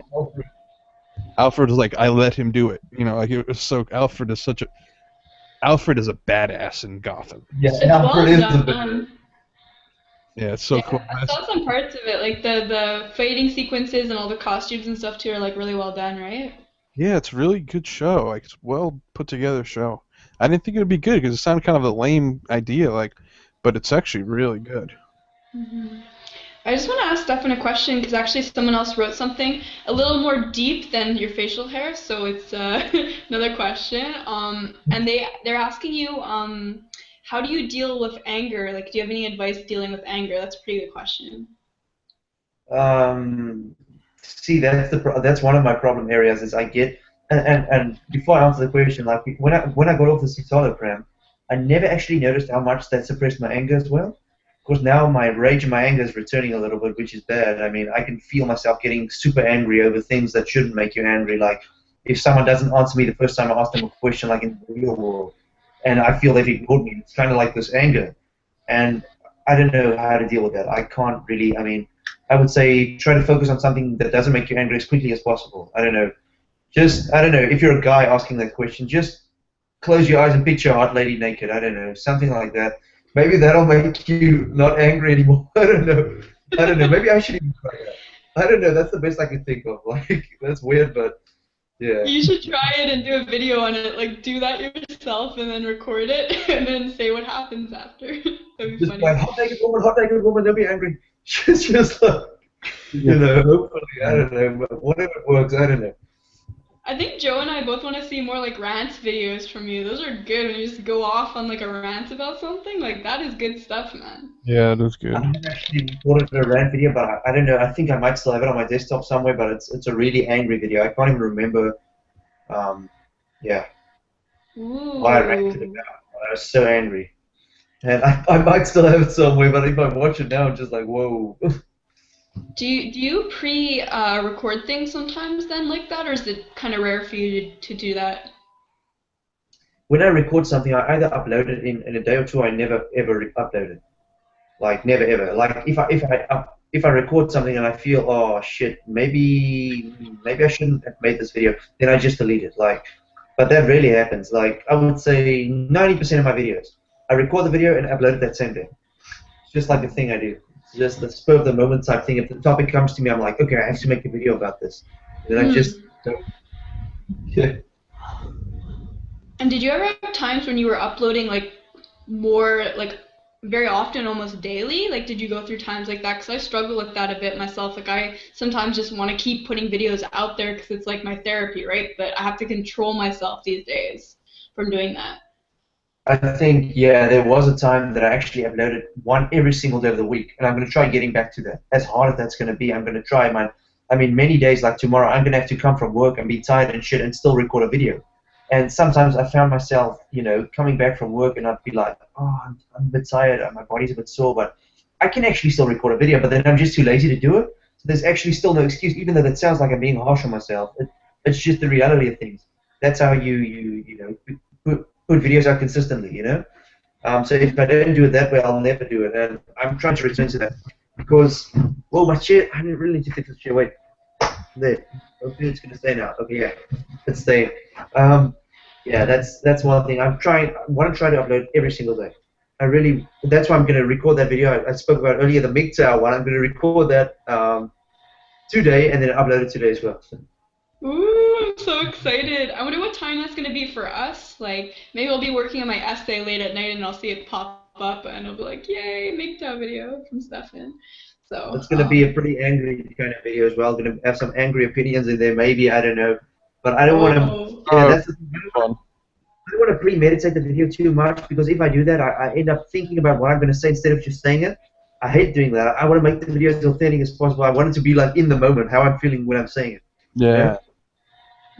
That's awesome, dude. And I can see you seriously being a good daily vlogger. Like, I think people like you and Raw Sammy who really have like followings and stuff, it's like people will watch your videos every day. Whereas for myself, I'm not established enough that I would be happy doing that. Like, I think at this point, I'm doing like one interview and 2 of my own videos a week, and that's like my goal, you know? So I'm not doing too much content because I don't want to burn out since I'm pretty new on here, you know? Yeah. No, it's going to be good. You guys will see. I mean, YouTube, definitely they reward quantity. And those that have a lot of videos, eventually they just pour over into a lot of views, I guess. The more established you are, and it'll happen fairly quickly. I mean, I'm kind of seeing that growth now, but I'm also, one thing I've noticed about YouTube is you lose a lot of subscribers, but you gain a lot as well. So, you know, people will leave for no particular reason. Some people will close their accounts. I mean, others will just unsubscribe. Maybe they like one of your videos, and then they disagree with one of your opinions, and they leave. That's that. You can't stop that from happening, you know? It's just how sensitive people are, considering they are mental health videos, so you are going to get some people that are a bit weirdish as well. Those ones, you get what I mean? Like, I mean, even I'm one of those ones, so I can't really say that. But, yeah, those people. It's true, but I find like that was interesting. At one point, you said like since you're up there in the thousands, like sometimes you didn't you say you could drop like in a day sometimes like 40 or 50 subscribers and then gain that amount back quickly. Like you're playing with those kind of numbers, right? That's scary. Let me just go back to my channel and I'll go through my statistics and I'll tell you how many I've gained this month and lost. Let's see. And it'll shock you how many people have actually unsubscribed from my channel. It's so weird. Like, it shocks me, but I didn't even pay attention to it anymore. Like, it's not even a thing for me. Like for myself, it's like sometimes I'll lose like 1 or 2 subscribers, and I'm like, come back, you know. Yeah. But it's like my channel. It's like I noticed that amount. On your channel, you're going like up 20, down 10. It's like you probably don't notice. It all blurs together after a while, I'm sure. I mean, here we go. Like, my channel says I gained 643 subscribers, but listen to this. Listen to this. No, don't get excited yet. I lost 270. Wow. So that's a shitload of people that just left just like that. You know? Whoa, I have trouble processing that. That's a big gain in a month, though. That's like, what the? Oh my god. That's So crazy. I mean, on average, I'll gain about 350 to 400 a month. So that's kind of like, I mean, it's expected. Eventually, you start just gaining them. You know, like they just happen. You don't even focus. I used to focus on my subscribers all the way up until around 2,000 or so subscribers. After that, you stop caring because you know if you just continue making the videos you're making, that people are going to watch them. You know, because they've done it the whole time. So why will they stop now? You know, so I've stopped focusing on subscribers. I do lose a lot of them as well and gain a lot. So I don't know what to make of that. I looked it up when today. I think I looked it up this morning even, and I've looked it up on numerous occasions. It's normal. It happens to the biggest YouTubers, you know. And it even says here. I mean, it even says on my channel that the amount of subscribers I've gained is like something like 6% less than the previous month. So I'm like doing worse. Like if I were to look at that, you know, it's like whatever. I'll just continue making videos. You know, doesn't matter. I'll just keep going. That's it. And I feel like, you know, even my boyfriend said this, which is really true. He said it's like you're putting kind of something out there that might attract someone specifically. Like I've done a video in the past on abandonment issues, which is something that's really like pertinent to me. And then some people found my channel through that because they were looking exactly for that topic, right? So I put out a topic that means a lot to me, and then people will find that, and you'll find that group of people. So, and I'm sure like you, when I looked up social anxiety or I looked up body dysmorphia, you must have come up in the first, you know, person or two. So that's how I found your channel. It's like the more you put yourself out there and your channel grows, you're easier to find. So it becomes exponential after a while. I mean, I tried to ground my channel on social anxiety. I never actually thought about making my channel like a niche channel. But then I actually realized the more and more I was making my videos, now that I look back, you know, like not a lot of people were making social anxiety videos and actually taking people on trips with them and stuff like that, you know. I was like one of the first people to do that, and that's why I guess it sort of caught on. I mean, people found something and they sort of saw it as like some story I'm telling about my life, you know. So people enjoy that story aspect, you know, like seeing things that you wouldn't show normally. Like I recorded myself outside the hospital once when I went for a psychology like interview and all that. And then I also recorded me at the bus stop and the food I bought me at the cafeteria or whatever, and just showed all the sweets and shit I bought. You know, random shit like that. People, I think, want to see that, you know? They want to know what's going on behind the scenes or whatever. And that's what the pointless shit, I add that to, you know? People like that. Yeah, I agree with that. I think a lot of people are, I don't know if it's the right word to use in this context, but voyeuristic, right? They like to see even like what's in people's fridges or what they buy at the like damn like supermarket. It's like I do those videos and people are like, I want to see more of these, and I watch people's videos too. I'm not making fun of them, but I'm like, why do we care so much if people eat carrots or broccoli? Like it's so weird. Yeah, yeah, that's true. Yeah, we do that. Oh shit, Joe. Yeah. Holy Joe's shit, man! asleep. You've been silent so long. Where are you, man? Yeah, Oh, yeah, we're with silence here, and Sorry. silence is talking more than you are, dude. I'm trying to get my cat to purr to the mic. I like that. I like that answer. Like, I'm trying to get my cat to purr. Yeah, she doesn't purr loud enough. Come on. Oh, guys, I think we're gonna wrap this up because here it is 8 p.m. in Canada, and I need some dinner, I think, so. Yeah. Yeah, I got some stuff I'm gonna think about doing and then not do. Excellent! Okay. But this was a very good hangout. Like, this went a lot longer than I thought, so I'm glad that last minute we pulled it together. I just want to say to the viewers on my channel and anyone watching, if for some reason you haven't already, please subscribe to Silence Within Me and to Joe Kidwell. Their links are down below. And yeah, like guys, this was awesome. Thanks for doing this on my channel. Okay, yeah, before I go, I just want to say, people, Lisa Emerald and Joe Kidwell, subscribe to their channels. They're awesome people. As you can tell, you know, I was just having so much fun with them. So if you like my personality, you can tell they're pretty much similar to the way I am, you know. So we're all the same people. Subscribe to the two of them, and you know, you'll find topics and actually helpful advice on how to fix your life, and you know, not just your standard bitching, moaning, and whining videos, which I guess we all have made. But yeah. All right, love you, people. Yeah, well, and go to Mental Health Refuge community page too, and then you can. And Stefan, if you have any, sorry, Joe. Where you can talk to, you know, and be part of the whole community that we're trying to build here.